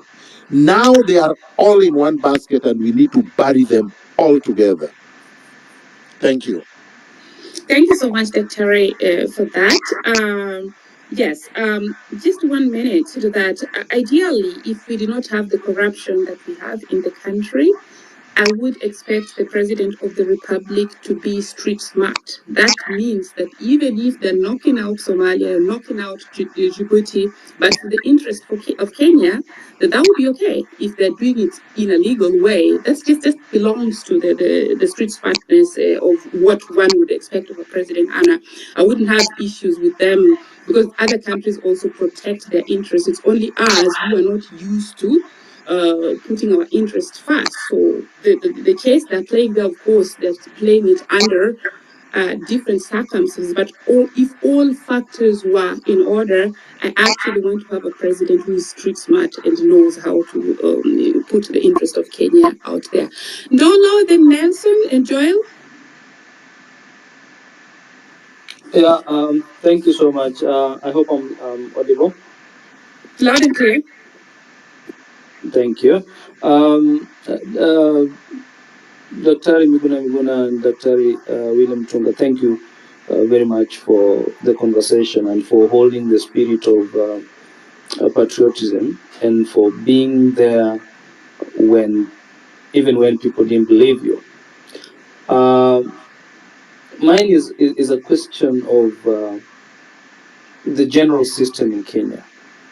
I come from engineering background, and we have so many things, and you can see right now even engineers are agitating to occupy Engineers Board of Kenya. There is, I can give an example. In 2018, we had what is called the engineers rules of 20. It was by then it was a draft 2018, and they asked for comments, and comments were given. I remember we submitted comments. I myself wrote in the comment and submitted as a group. And unfortunately, when the rules were gazetted in the Kenya Gazette, we did not have the comments taken into consideration. Now, this has caused a lot of problems. Now, this is just an example that most of the public participation processes in the country are just a show.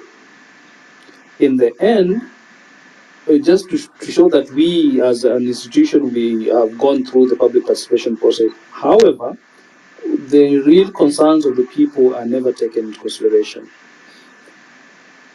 This could be a problem in all systems, all the way from mashinani up to the national, and we saw it during the finance bill, where last year actually was even worse when they passed the finance bill without even having to look at the concerns of the people, cost of living and the rest. So this mtadu, I think in the Luo culture where you come from, in the Nyando region, in Kano, they call it otada. This otadaness, how do we go against it? How do we go through this otada system? Thank you. Thanks. That's taken. Joel and then Nelson. And because we have a lot of speakers, Tony, I see you take that before Joel goes. Go on, Tony. Yeah, very briefly. I wanted to just tell Joel, remember, people get the leaders they deserve. We are concentrating, yes, on the Raila and Ruto issues, but remember, right from the MCA to the MPs, we have elected very poorly as Kenyans. Because in the older days, you had Wangari Maathai, George Anyona, Tom Mboya, Sikuku. There has never been a lack of leadership within the parliamentary buildings and even within civil society. And that's one of the reasons, for example, when these goons tried to destroy the GenZ movement, this Sunday there was a concert that showed peace and showed tranquility and brought back the momentum. So remember that if we did not have that leadership this Sunday, people had begun to lose hope with this struggle. So part of the problem we have is the people we elected. I just wanted to put that in. Thank you so much. Joel, then Nelson. Thank you so much, Maj, and Dr. Miguna, Dr. Mutunga, and Tony. We are really grateful for being here. Now, just a quick one in my 2 minutes. First of all, I'm interested in the word dialogue because it's gonna be prominent in this phase of this revolution. Will come the politicians, the people in the swamp, because right now we are drowning the swamp. As Dr. Mutunga has mentioned it, we want to drown. These are Kanu orphans, as we saw yesterday. So at this point in time, we are not telling the government to use the approaches of the past, which really never worked. We are simply telling them to deal Am I with the only one corruption. who is not hearing anyone? I can hear him. Daktari, kindly, can you hear me? I can hear you, but I can't hear him. Okay, then just be patient. If you cannot hear the next speaker, then kindly leave and come back. Sometimes, Okay. yeah. All Thank right. you. Yeah. All right. All right. Joel, can you continue? Okay, sorry about that, Dr. Miguna. So I was just saying that, right now it's not the time to use the past approaches in dealing with our problems. We are simply saying that to deal with corruption, to have good governance, to sack corrupt cabinet ministers or secretaries, to stop tribal appointments, bribery, and all that. This does not really need dialogue. And right now we have Raila, for example. In all my life, I've always voted for Raila. And from the 2007 general elections, that was a highly contested election, which resulted in significant post-election violence. But later, what happened? Raila chose dialogue at that time and most of us and some of his critics, argued that power sharing deal was more about political expediency and benefiting the political elites rather than addressing the root cause of the violence at that time.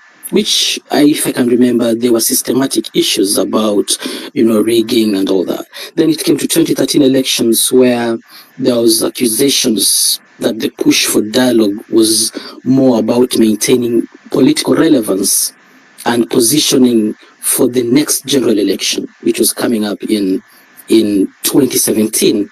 And then here we had 2017, the same thing.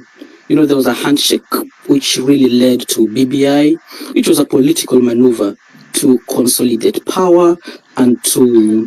Joel, just a moment. Kindly allow me to clarify that each speaker is going to speak for only 2 minutes. This is because we have a lot of speakers that are still requesting for the mic.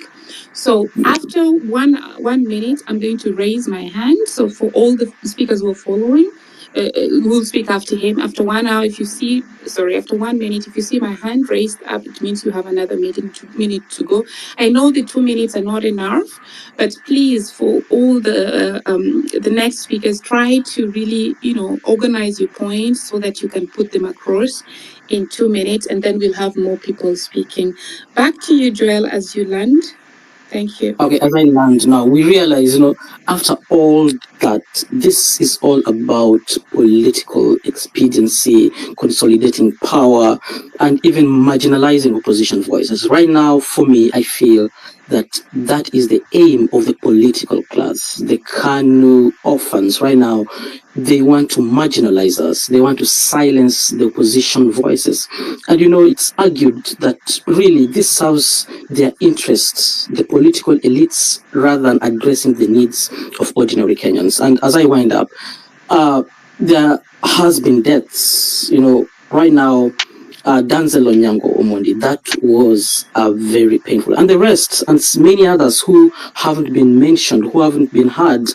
And at this time, the anger really should prick up to the bone, because many people, they're going to use this to silence people. They're going to use deaths. They're going to use abductions. They're going to kill people. And I would just want us to be encouraged by this and not to give up. I'll land there. Thank you so much. Thanks so much, Joel. Over to Nelson. Daktari, can you now hear Nelson? Hi, Dr. Miguna. Yes, I can hear. I can hear. Continue, Nelson. Yeah. Okay, thank you, Marge. Thank you, Hillary, for this space, and thank you, Daktari, and every other speaker, CJ, and Tony Gashoka, and the rest. I have only 2 points to make, and the first point is, so I have been reading some memoirs of Black revolutionaries from different parts of the world, And there is one quote that has really stuck with me, and the quote goes, "Each generation must, out of relative obscurity, discover its mission, fulfill it, or betray it. We are the generation he speaks of, and the power is within us." As it was in Fred Hampton to provoke change and become leaders. So this was after the civil rights movement in the US. And this quote basically says that every generation has its mission, and we have the prerogative to either fulfill it or to betray it. We saw the multi-party fight and other generations that fought for their that fought for their mission and they won. And right now it's us, the Gen Zs and the millennials, and it's up to us to either fulfill this mission and to betray this mission. And this mission is actually the economic independence of our country, because far too long we have not been independent economically in our country. We've been having extractive institutions instead of inclusive institutions. My second point is what Dr. Miguna extensively explained, so history. But the angle I want to raise is that whenever tyrants face insurrections or uprising, they normally try to meet it with a lot of ruthless they use a lot of force, like we've seen how they kill people in very peaceful protests. And we can draw parallels in history, like from the French Revolution, which Dr. Miguna spoke about. What you need to understand is that when tyrants are faced with this kind of situations, they will always use brutal force to, you know, make people to fear. And so that, like, they brought the army so that people can fear. The night before people were going to State House, they were sending people inboxes, paying people personally. So many people inboxed me from the government. They sent me messages telling me, "Oh, tell those people if you go to State House, you will be killed." So they try to use this kind of mechanisms to survive, but it's all in history, and we can use history just to predict what they will do next. And so this is the French Revolution. They did the same. Muammar Gaddafi did the same in Romania, same everywhere. There are so many examples. Even in Zimbabwe, Robert Mugabe did the same exact thing to yes, Manj. You've gone past Bennett. Yeah, you've gone. You're not the third. Okay. Yeah. So this was my 2 points, and I just want to encourage everyone to do not think that the revolution is dying out. This is just the beginning, and everything you're seeing is as per the script of revolution. And with time, we are going to conquer and to, you know, make our generation proud, because this is our mission, to bring economic independence. Thank you. Thank you so much. So the previous speakers haven't posed direct questions to the guest speakers. So I'm inviting Eunice and Karani in that order. And so my question would be, of course, no dialogue, no retreat, no surrender. If you could, center your points to that topic, and if you have questions, then just feel free to shoot. 2 minutes each. Please be reminded that we should keep within the 2 minutes so that at least some more people get the time to speak. Eunice, over to you. Hi, hello everybody. Can you hear me? Okay, great. Thank you all. Thank you, Dr. Miguna and Dr. Willie Mutunga and Tony and everyone here. Mine is, I am not a politician. I am just a business lady, and all of you who are in business, you know how difficult it is to do business in Kenya. And that's why I'm saying no surrender, and we cannot retreat. And this is my reason. You see, this government, or Ruto, is supported by 4 pillars. Number 1, he was able to put the MPs into his pocket. Number 2 has been the church. Number 3 has been the international community. And number 4 has been the we can say he has the support of the police maybe. And one thing that we had managed to do the last 2 weeks was scare the MPs, basically destroying that pillar. And I remember there's a week they could not even speak. And that's why I'm very angry that even, they have come back, they're able to speak with a lot of arrogance as though we don't mean anything. And I wish there's a way we could stop, especially the mainstream media, from giving them a platform. And we should not give them room to speak to us. They should go and speak and do the things that we are saying that they should do in parliament or wherever they meet. Number 2, I can see they have, I hope they haven't started going to church, because we should not give them that platform. So my point is, let's keep the momentum. And I like the fact that we realize that you see, once we expose them to the international community and they cannot be able to support, or rather they will not get the support of the international community, definitely they're going to listen. When they talk about dialogue, is it what we saw yesterday? And I like what Miguna is asking. No woman, nothing, it's a shame, especially to the male gender and the old generation, to stand all of them, and they cannot even feel shame, and they even take photos to show us that, what, we can do whatever we want. So if we are going to get back our country, we cannot afford to give up, not at this moment. I see this as in 2002, when Kibaki came to power. I was in the university then, I'm a millennial, and we had so much hope, and we could see citizens arresting the police for bribery and all. And then over time, that momentum just fizzled out, and we've been on a road to, to downhill, back to the dark days and back to the, immoral society whereby nobody respects anyone. We don't value lives. We don't, we don't value what matters.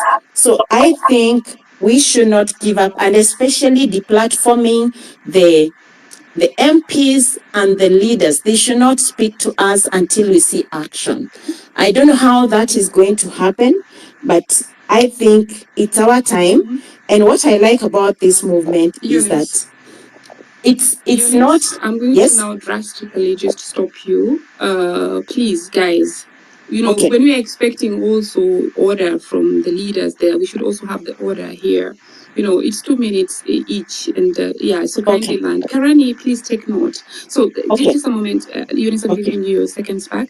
When I raise my hand up to all the speakers, it means you have 1 minute more. So the orientation can be that you're looking at your watch. So when the clock turns to the next minute, then the time is over. And please, just do prepare your points in a manner that you can put them across in 2 minutes. I know the 2 minutes is not enough, but we really need to. We have over 100 people still requesting. Eunice, land, and then we go to Karani. Okay. So my point is, let's shame the behavior that we don't want to see, and let's deplatform, and especially the mainstream media should not give them platforms to speak. Thank you so much, Eunice. Karani, go, and the 3 guest speakers, should you want to chime in anytime, just open the mic. Yeah, but after Karani, I think we're going to circle back to the 3 of you. Okay, Karani? Karani, can you hear me? And Kingsman, should you want to say something also, just feel free to open the mic. Karani cannot hear me. So let's go to Godfather and then KOT Son.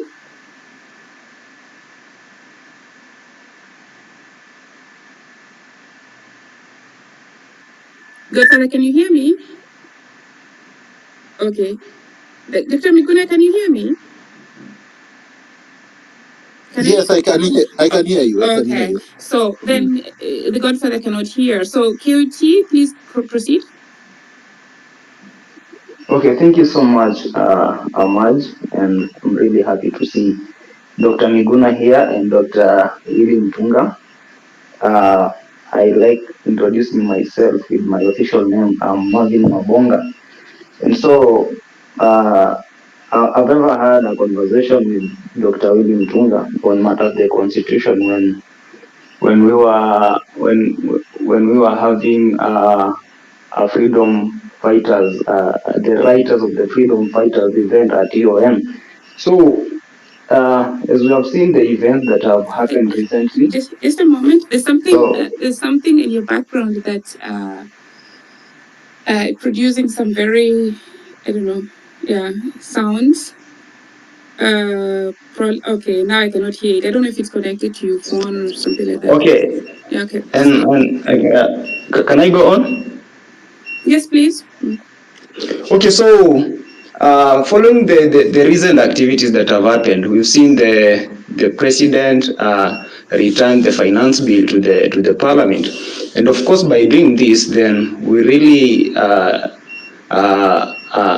the vote of no confidence. So I want to ask Dr. William Tunga a question, that can he explain the detailed process and legal requirements involved in the impeachment of a president following a vote of no confidence? Specifically, what are the steps from the initial motion to the final decision, and what roles do different branches or do different arms of the government play in this process? Apart from that, I know most of us are the youth who are championing for the freedom and rights of the fellow citizens in this nation. So we might have a general election, if not soon, then come 2027. I'd like to challenge my fellow Gen Z that when that time comes, we really need to see the change in this nation. So let us all come out in large numbers and contest for these seats, the members of parliament seats, senator seats, so that we can bring the change that we really need to see in this nation. Thank you so much, Maji. Thanks. Dr. Mutunga, over to you. The question from the speaker, if you want to take that. No.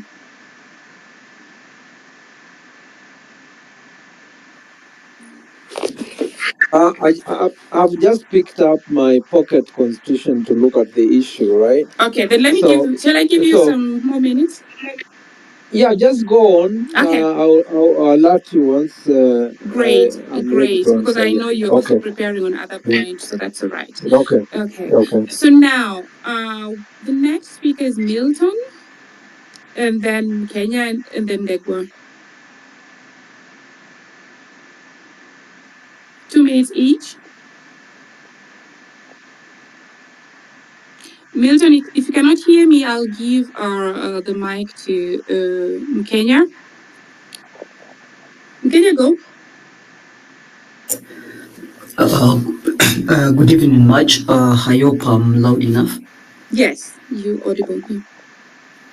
Okay, I would like to fire my questions straight to Dr. William Tunga and to Miguna Miguna and also the other lawyers who are here. First, I would like to understand if we want to occupy State House. I would like to understand what measures we need to put forward if letters need to be written in advance, and how such a step could be taken if we are going to march to State House. That's my question number one. And the other one is not a question per se, it's just to say that there is no dialogue and there is no point of dialogue, and at no point when this conversation started, we said we wanted a dialogue with anyone. So that's from my side much. Great, that's really perfectly put in 1 minute. Thank you so much. Tony? Take a go, Tony. Yes. Yes, one of the things I wanted actually to raise was the importance of this conversation we're having on X space. Because part of the problem we are having in Kenya, and I'm answering why people are feeling fear of State House or fear of doing things, is because the media in Kenya is highly compromised. The largest media house in Kenya is Citizen TV Kenya, with more than 50% of the audiences in Kenya. The last couple of months, most of the citizen journalists have joined the government. Half of them are in State House. I mean, from Hussein Mohammed to others. Others then went and joined from Govin. She went to Parliament. You know, in terms of the accountability of journalism, in terms of telling the truth, is zero. I tell you why. Moses Kuria has been 27 times this year on Citizen TV as their main guest. This man called Atwoli, this Yvonne Okwara, it seems to, have a habit of bringing up the mainstayers of government. They are given not only opportunity, but no other voices are heard. And why Kenyans are flocking to X space is because we do not have an accountable media. Because the government is the one that pays all the advertising with all its friends. So they blackmail these media institutions. The reporters are all friends of the others, all working in government. There is a compromised media. And I have gone on record with Linus Kaikai. I took him on because he's younger than me in this business. And I asked him, what are you people doing? Because all these Finance Bill 2023, the Housing Act, and including the Finance Bill 2024 were all marketed and sold as Citizen TV. What is the role and the collapse of the media? What is the role and the collapse of parliament, individual parliamentarians? And that's why this Jay-Z issue of Kusalimia MPs has been very effective. Because whereas the leadership has failed, individual MPs have failed, but the media has failed more. I want to leave it there for now. Thank you. And I would also like to take this opportunity to express my gratitude to Mkenya Daima. Do follow him. Reason is when we were pushing information that would save the lives. Dr. I'm gonna put you. Maj, can you hear? I can't Yes. hear you. I don't know if you're speaking, but I can't hear I anything. can hear you now. Can you hear me? Let me inbox Hillary, please inbox Daktari to see if yeah. So the reason why I want to underline this is when we are tweeting to save the lives of Kenyans, there were many influencers that were being tagged to posts. Some of them were ignoring. That is the point where some of them were already bought, some of them not. But Mkenya Daima was one of the people who at all costs was always amplifying those tweets. So thank you so much, Mkenya, for that. Now, Dr. Miguna, can you hear me now? I can hear you now. Oh, great. I hope you also took the questions that were being channeled. Yes. Do you want to take I did take. Yes, I did take the question that was asked of if we want to occupy State House. Yes. Is there a requirement to send letters? Blah blah blah. So this is my answer. If citizens want to take power, you're not going to give notice to the person you want to take power from. Giving notice to the person would be empowering him to organize himself so that he can arm killers to kill you. I am against giving notice when people want to go to State House, for example. That has to be a surprise. When the Sri Lankans went to State House in Sri Lanka, they didn't give notice to the president and the people that he was with. They just stormed it. So this is the beauty of having protests that are more than one day, because they organically evolve. So you don't have to say, this is what I'm going to do, this is what I'm going to do.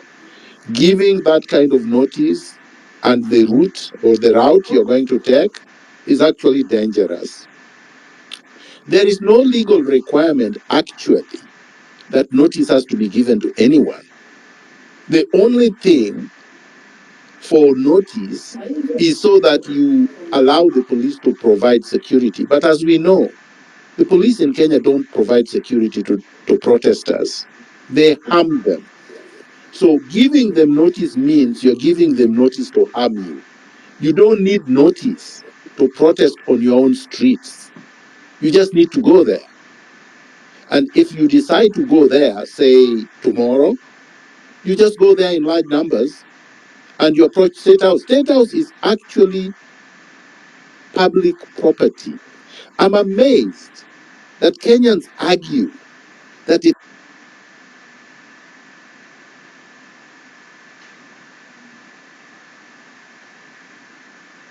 is a protected area. It's not a military barrack. State House is supposed to be where the president stays after people granted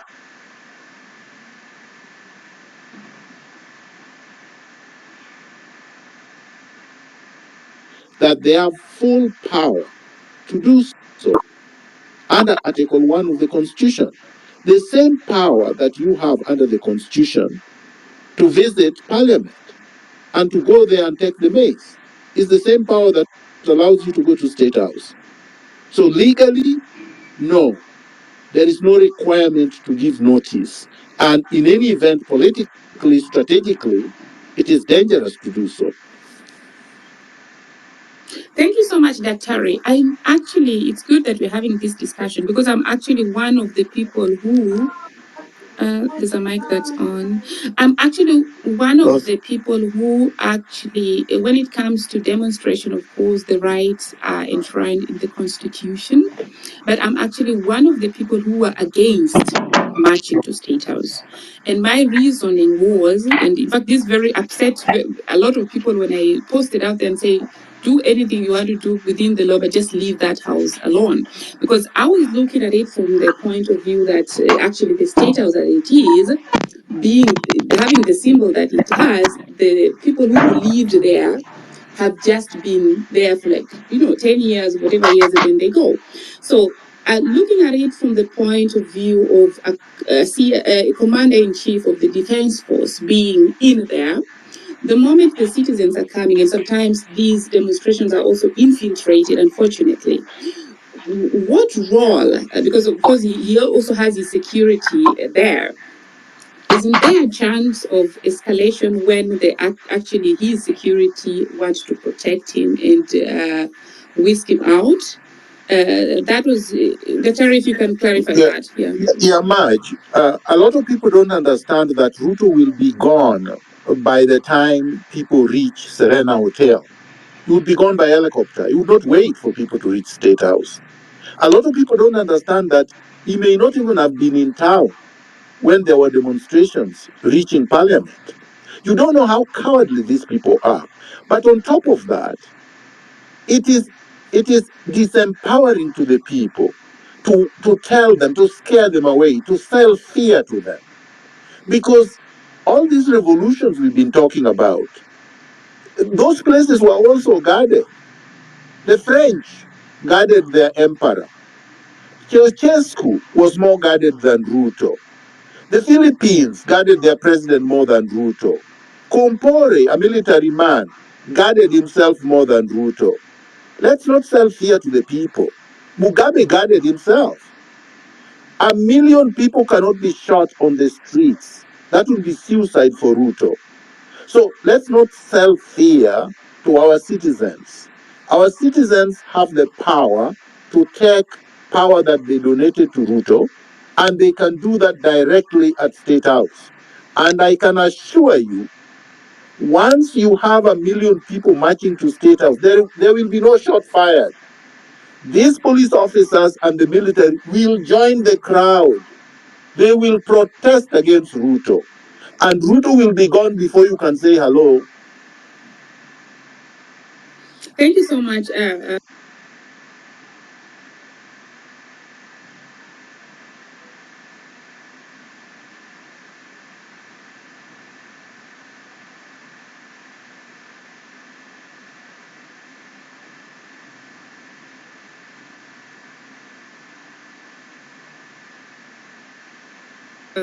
Daktari for answering me. Let's go back.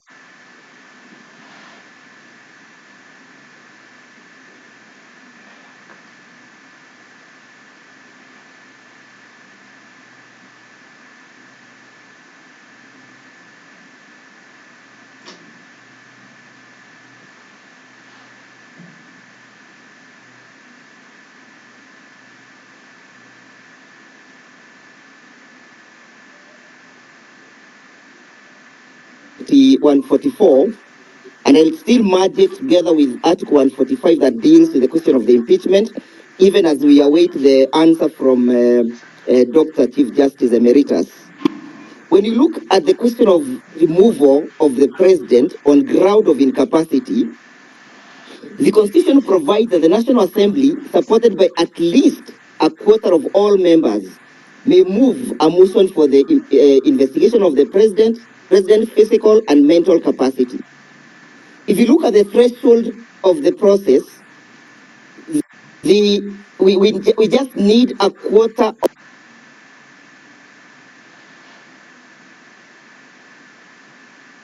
the members of the National Assembly. So the threshold is very, very clear, and a threshold that can easily be achieved. Then it further says that upon the resolution of Parliament, that resolution shall be passed over to the Chief Justice, who within 7 days will constitute a tribunal to investigate the health status of the president to govern. I believe if we can explore the possibility of using that particular tool, we may not be too far from getting hold of William Ruto. If you compare the process of the removal on ground of incapacity and you compare on removal on ground of impeachment, the impeachment provides that you require a third, at least a third of the members, and then to move the motion, and then you require at least 2/3 of the members to vote for the motion. So I believe these tools are some of the tools that can be explored in terms of trying to dislodge Ruto. Why? Because if we get out of the Constitution, we may never ever get back to that particular route. Number two, Mr. William Ruto being rogue and being what he is, there is nothing that stops him from also saying that because the citizens have now abrogated the Constitution, that he may also resort to very extra-constitutional means of trying to retain power. And that extra-constitutional means may be a very bloody process, because he'll be saying, I am in the office, I have the police, I have the army, I have the support. So he may also use very extra-constitutional means. That is why, in my view, yes? Wakili, can you land? Well, I think those are some of the proposals I would perhaps be making. As I land on the question of the mainstream media, we need to boycott them so that they may rally behind the movement of the people. Number three, as I sum up, we must dislodge the current political status quo, and we need to have a hashtag of the hashtag of the status quo must fall, so that we completely get away from the embarrassment we found yesterday in KICC, that the people who believed in dialogue were in KICC yesterday. Those who believe in good governance and accountability are meeting where we are meeting. Thank you. Thank you so much. Thank you so much. Over to you, Hillary, and then I see that Terry wants to chime in. Yeah. Thank you so much, Wakili. Dr.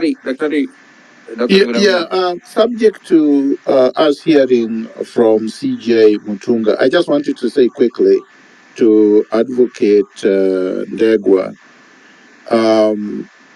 three things. Number one, the problem with lawyers who are focused on the black letter law is that they get lost. This is bigger than black letter law. This is bigger than litigation. We are on the streets already, and it is already bloody. We have counted about 50 bodies that Ruto has piled up. So talking of blood is a red herring, because we already have blood on the street. Our people have already been killed.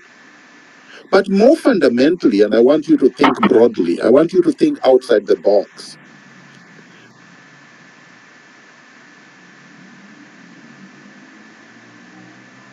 We are squarely within the Constitution. Article 1 is part of the Constitution. First article you read. Why should you go to the other articles and you leave the first one that gives you power? That's number two. Number three, impeachment is a non-starter. It's actually a big joke. Anybody who mentions impeachment and mentions it seriously may not know what they are talking about or what they are doing. We are not going to get into some exercise into futility.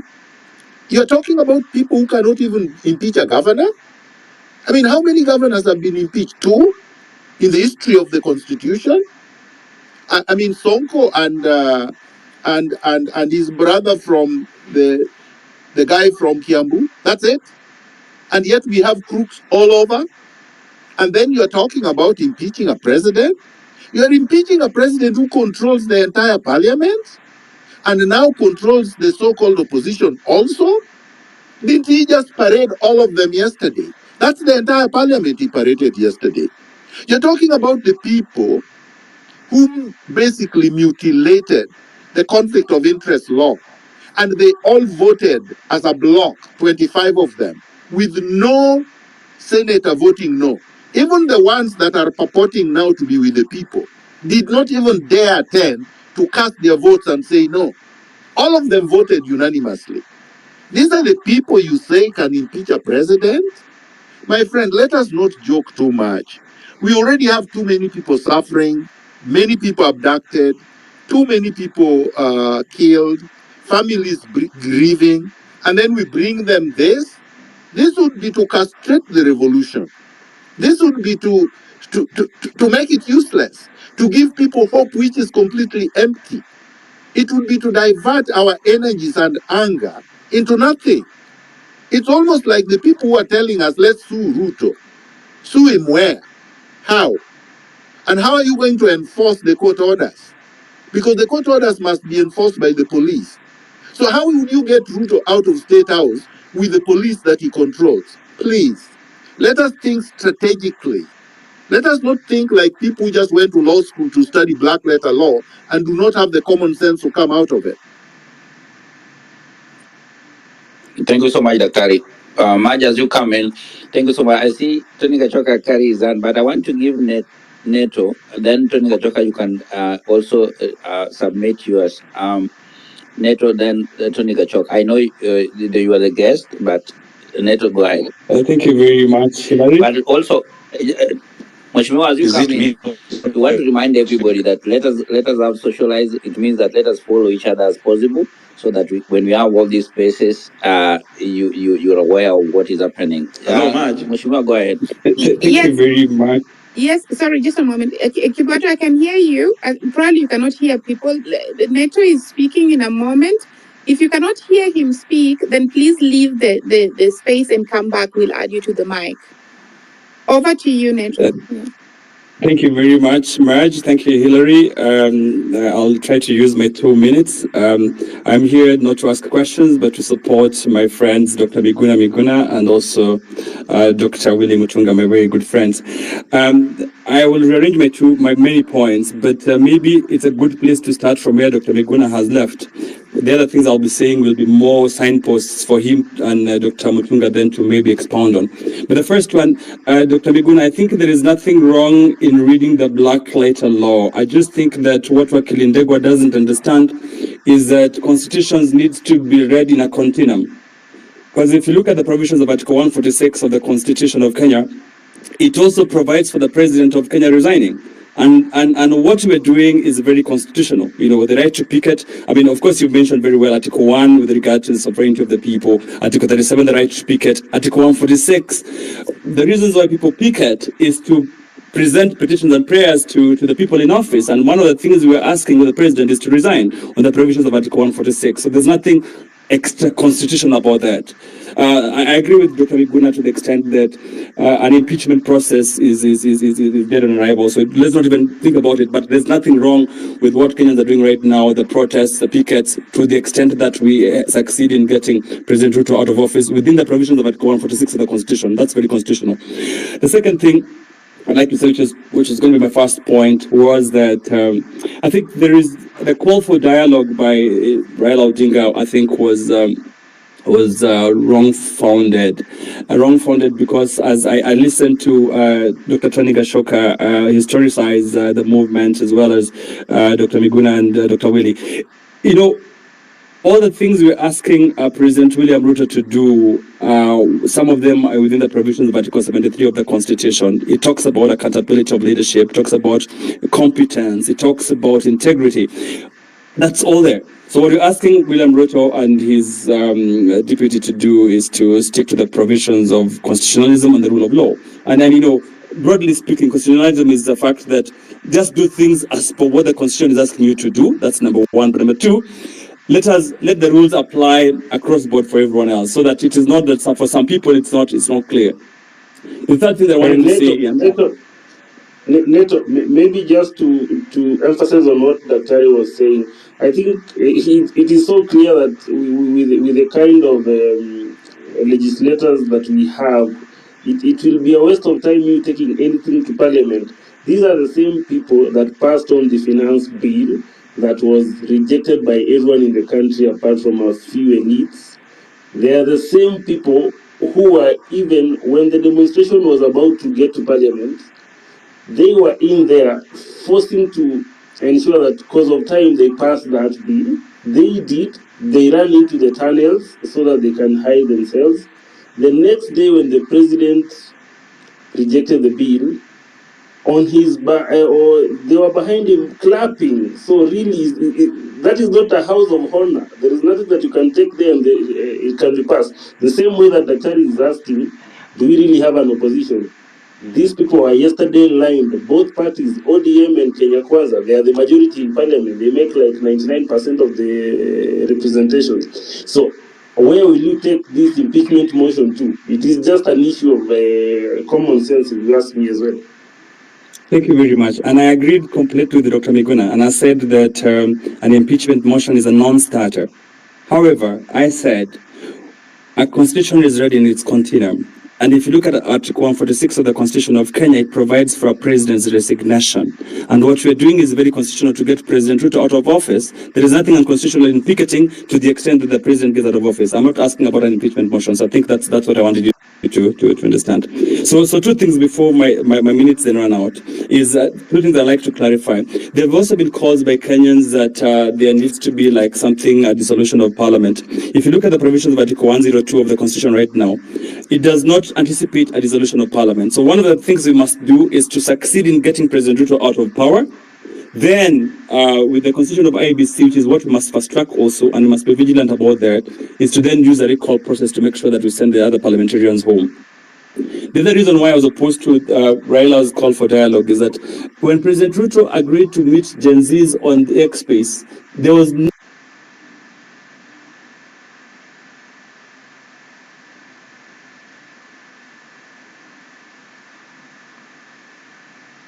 and we have over 200 speakers on the queue. Yeah.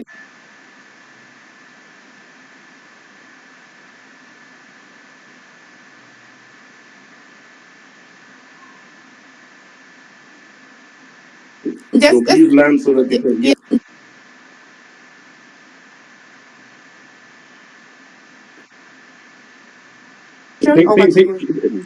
Thank you, Marge. And I just said the things I'm talking about will be extrapolated by Dr. Miguna and the Chief Justice. So three things then. One, I said,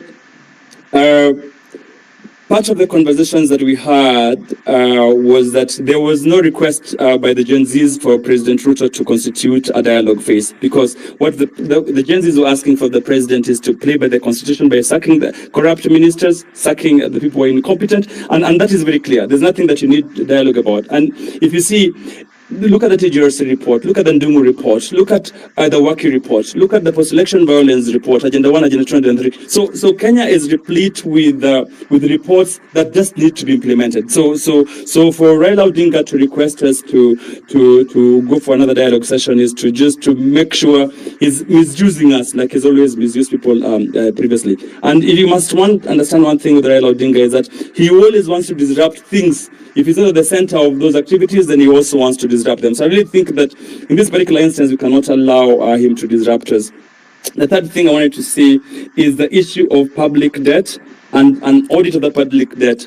The reason why you might have seen Raila and his friends come out in the open is because you remember Raila being part of Uhuru's handshake, was part of the Chinese debt, was part of all these things. So they know for a fact that an audit or an opening of the public debt puts them all in the same corner. So what would I request of us to do in the next couple of weeks? Number one, I think we need to focus the revolution. We need to focus the revolution and you know,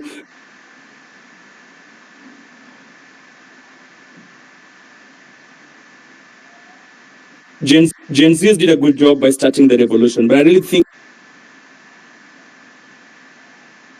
do their role, which they've been doing very well. Let the millennials do it because it's for country. So that at least let's focus so that when the part of leadership comes through, then let the Gen Zs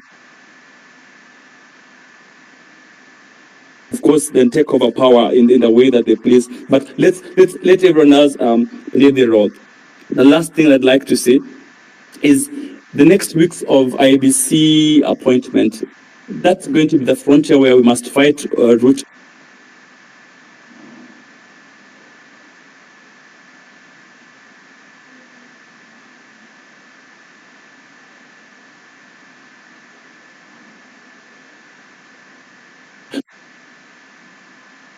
In terms of who then becomes on board. So I think even though we might be disadvantaged in terms of where we're starting from, I think that space is going to be for eternal vigilance, because then like people are like, so that we do not scare too many people.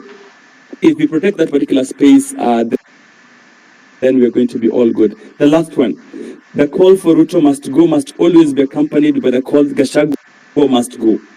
Because part of what is going on in the streets is that people are wondering that if you let President Ruto alone, how then does Gachagua become president? Which is even more horrendous than the current president. So I really think that that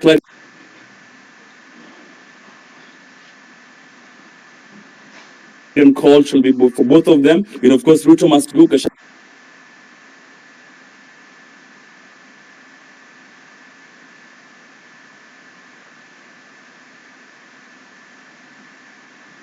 must go. But of course, when both of them go, and the constitution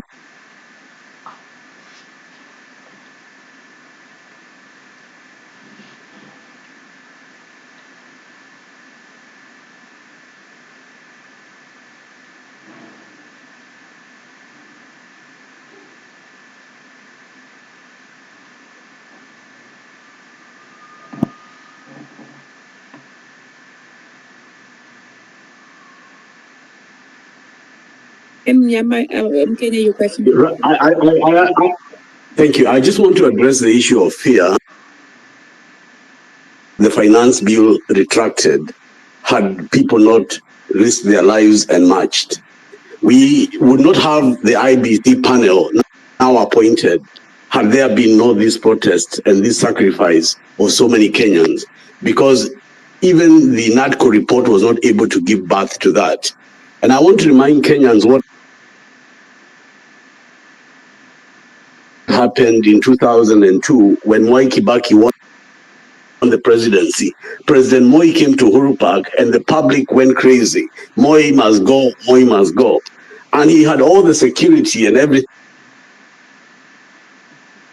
there. Critical mass. We are so many of us that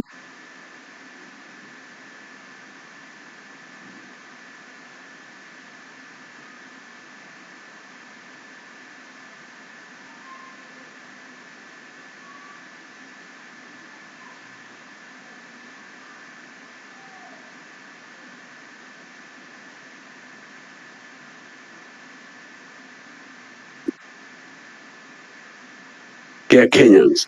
Fear is that is their merchandise. If we buy fear and we start now looking like we want to be apologetic, we want to do IPPG, we want to do small things, as Miguna says, the black law, letter of the law, we are going to begin to lose that momentum.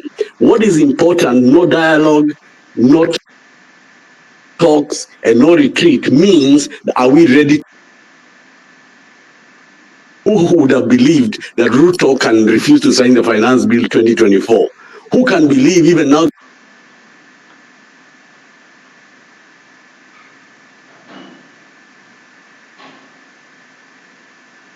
The military is hiding. Although they are deployed, they don't want to be seen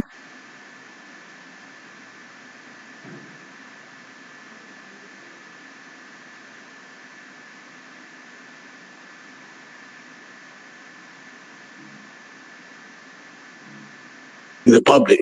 We are winning this war because we are courageous.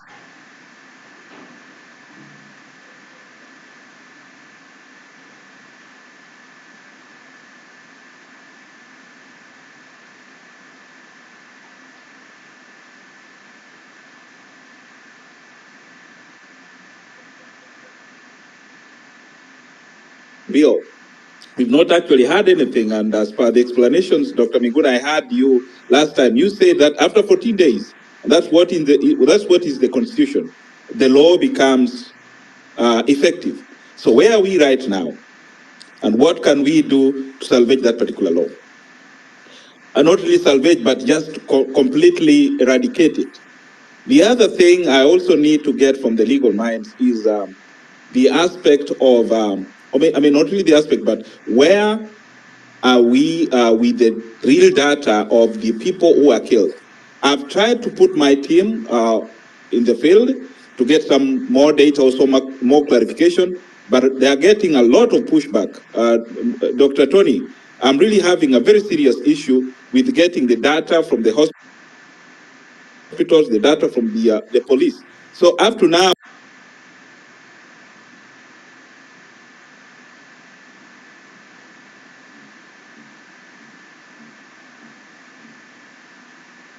articles, we really need to get facts right.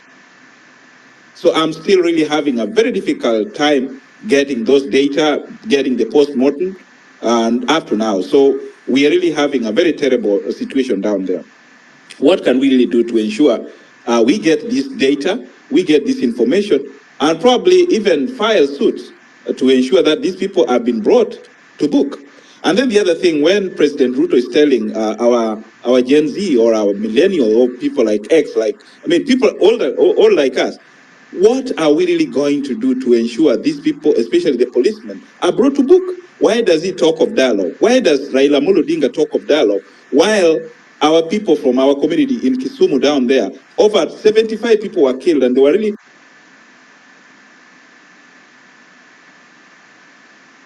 being pulled from their houses, from their huts, being.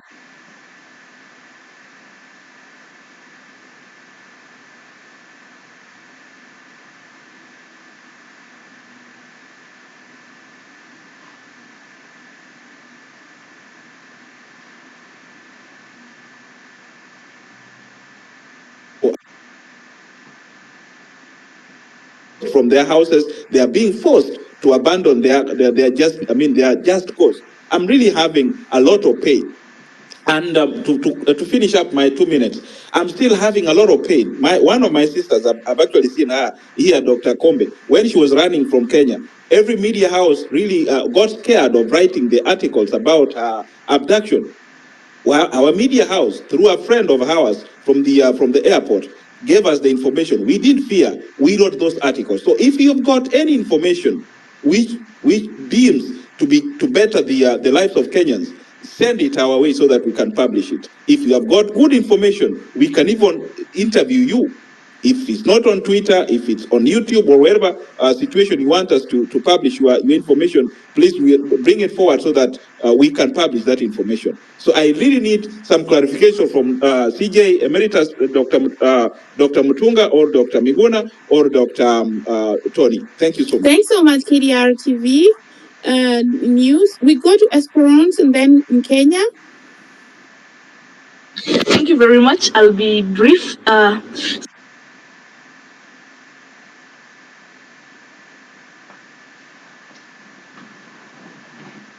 So I'm just wondering, I have a couple of questions. The first one is,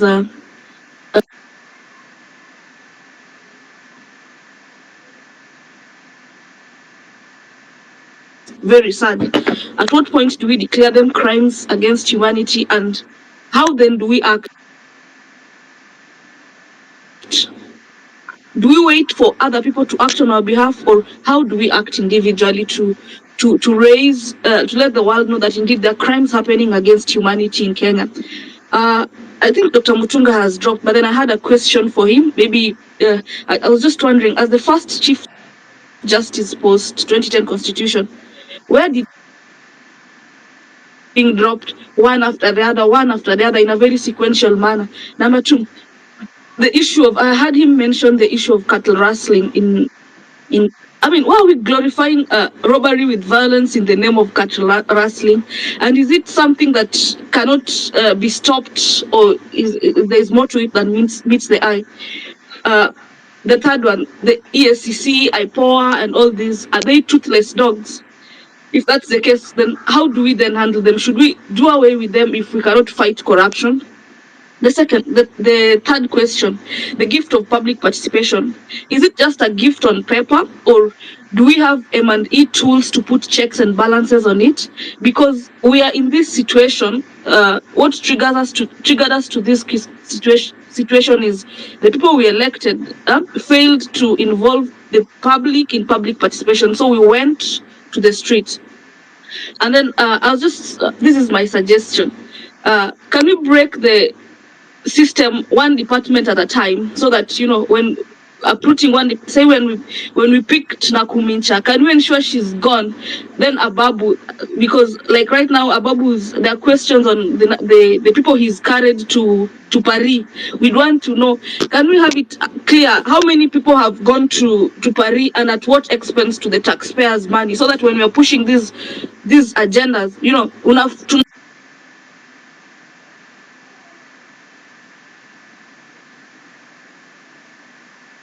tunafinya, we inject until somebody goes.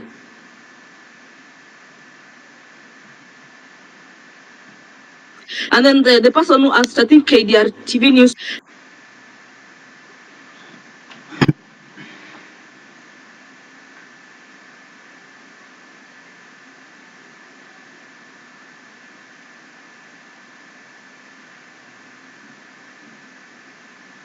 I think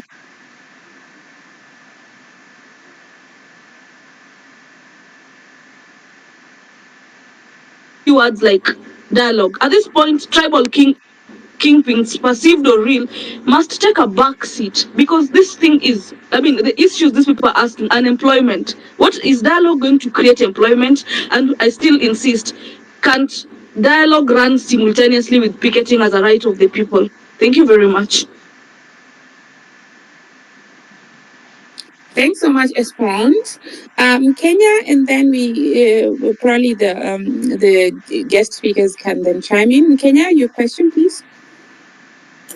My question concerns all the 742 interns whose contract was terminated for participating in the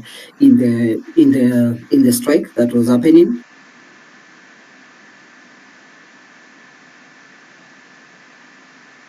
So how can that be addressed legally, so that goes?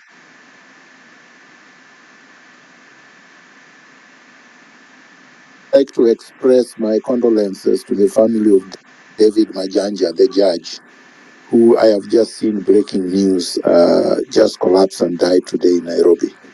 Majanja is one of those very good judges in the judiciary. Unfortunately, he has died suddenly. I don't know of what causes, but that's the breaking news. Justice Majanja is dead.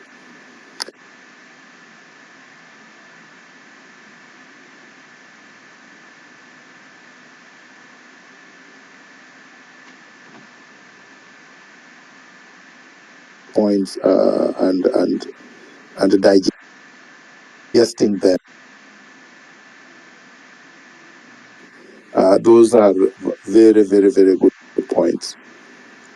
Now I will go to Mweri's statement, the gentleman who spoke from KDRE.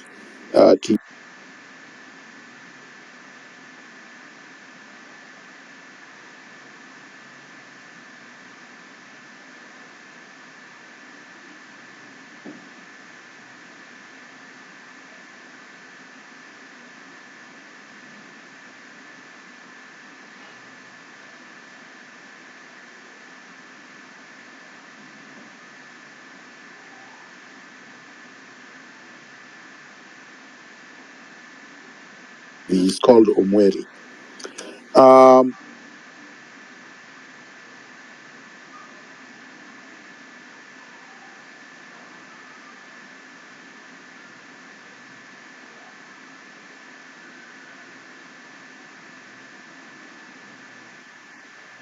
Was also found in a mortuary in Nairobi.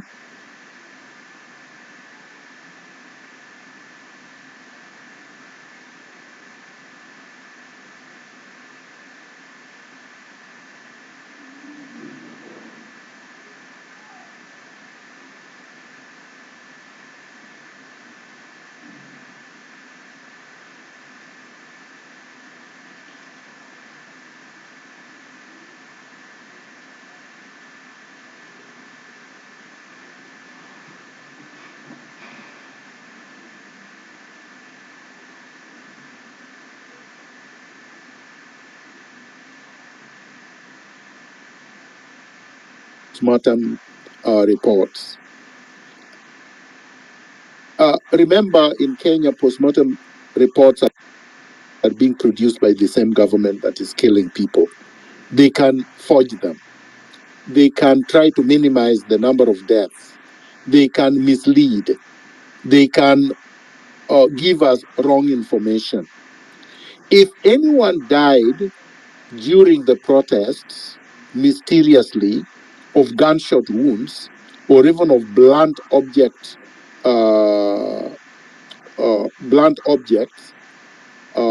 then we know that these people were killed by the police. Nobody was going around, or a gang was not going around killing people all over town and all over the country. We know for a fact that the organized killing was done by the police of Kenya.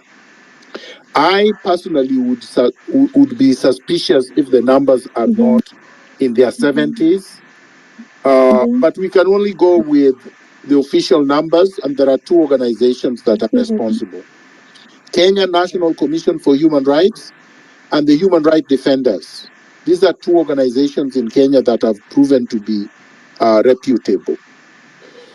I'm not sure what the other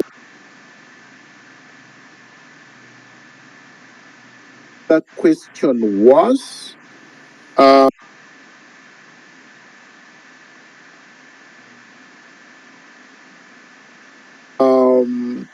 I want to comment on what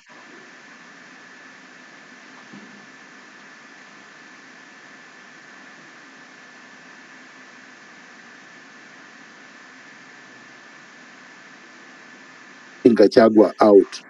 But you know,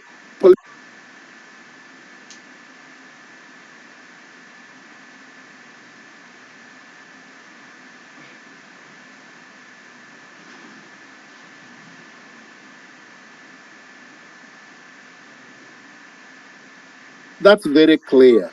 I don't think we should dilute it with anybody else.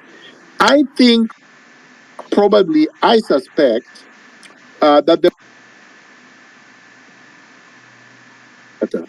anything that is going to allow any one of these organized mafia to succeed one another must be opposed violently. I drop the mic. Thank you so much. Much as you will take the course, we have 29 minutes to go. So it is good to people to keep that. I think we've been here more than 3 hours, so we had them 30 minutes. That will be okay. So, yeah, there was still more questions, but that's okay. Sir John, and then Be Real. Maj, Yes, can I you hear can me? hear you. Yeah. Can you hear me? Okay, I'll text him and tell him that he's not hearing me. But anyway, he cannot drop because he's the host. If he drops, the whole space drops. Let's go by Sir John, and then Be Real, and then Yaraduen in that order.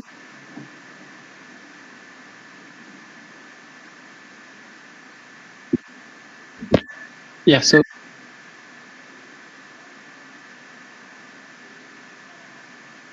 thank you and good evening. I hope I'm clear.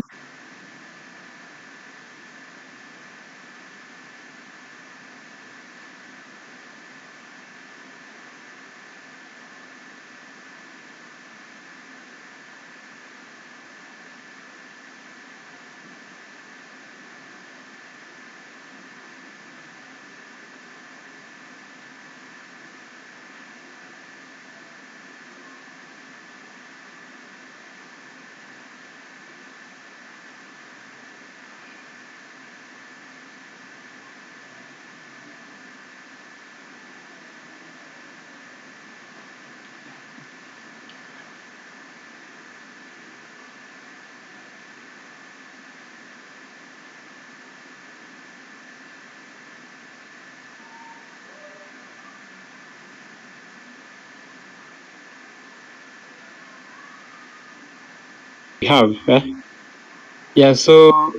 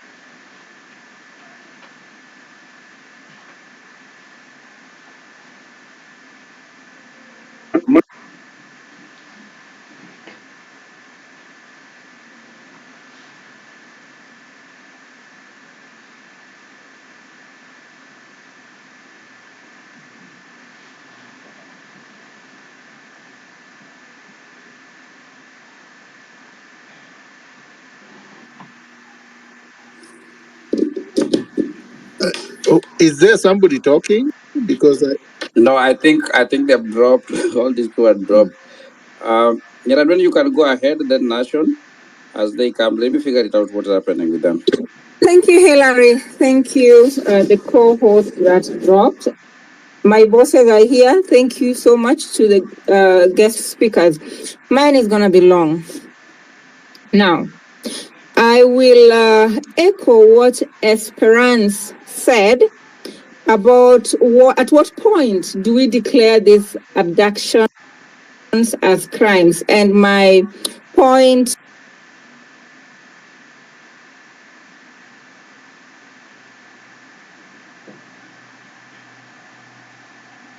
would be, and that's why we are talking about death. And their excuse is we are destroying properties and businesses. The last I checked, we are not responsible for the protection of people's businesses and properties. That is a mandate given to the government. Now, my question is to the guest speakers, and I really wanted Emeritus to be here, so he guides me without too much English and too many English. When I say too many English, I mean semantics. We are all Kenyans and we know. Last time, Daktari, my friend, you told us we need to take photos or videos. Maybe you need to check on faith.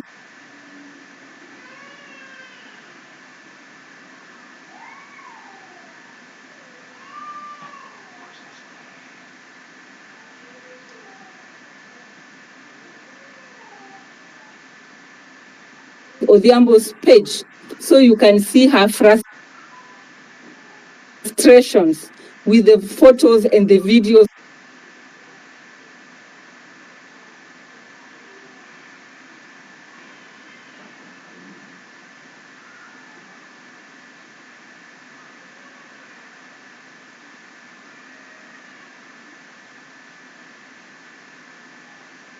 OB number, you'll not even get it. So how do we self-defend? Thank you. Thanks, Hillary. Can you now hear me? I can hear very well, Marge. So anytime I say something critical, I'm always dropped. Hello, NSI. Yes, keep dropping me. The point I was saying is this one. Yeah.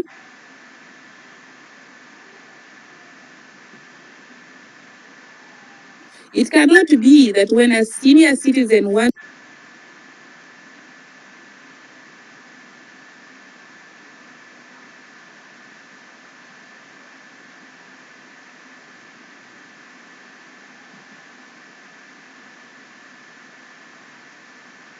to hold a space, we are in a democratic space.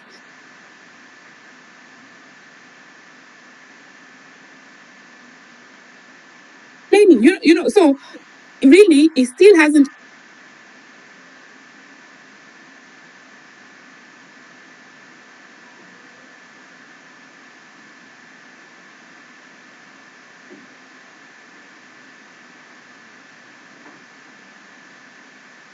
come come out to say, to be really behind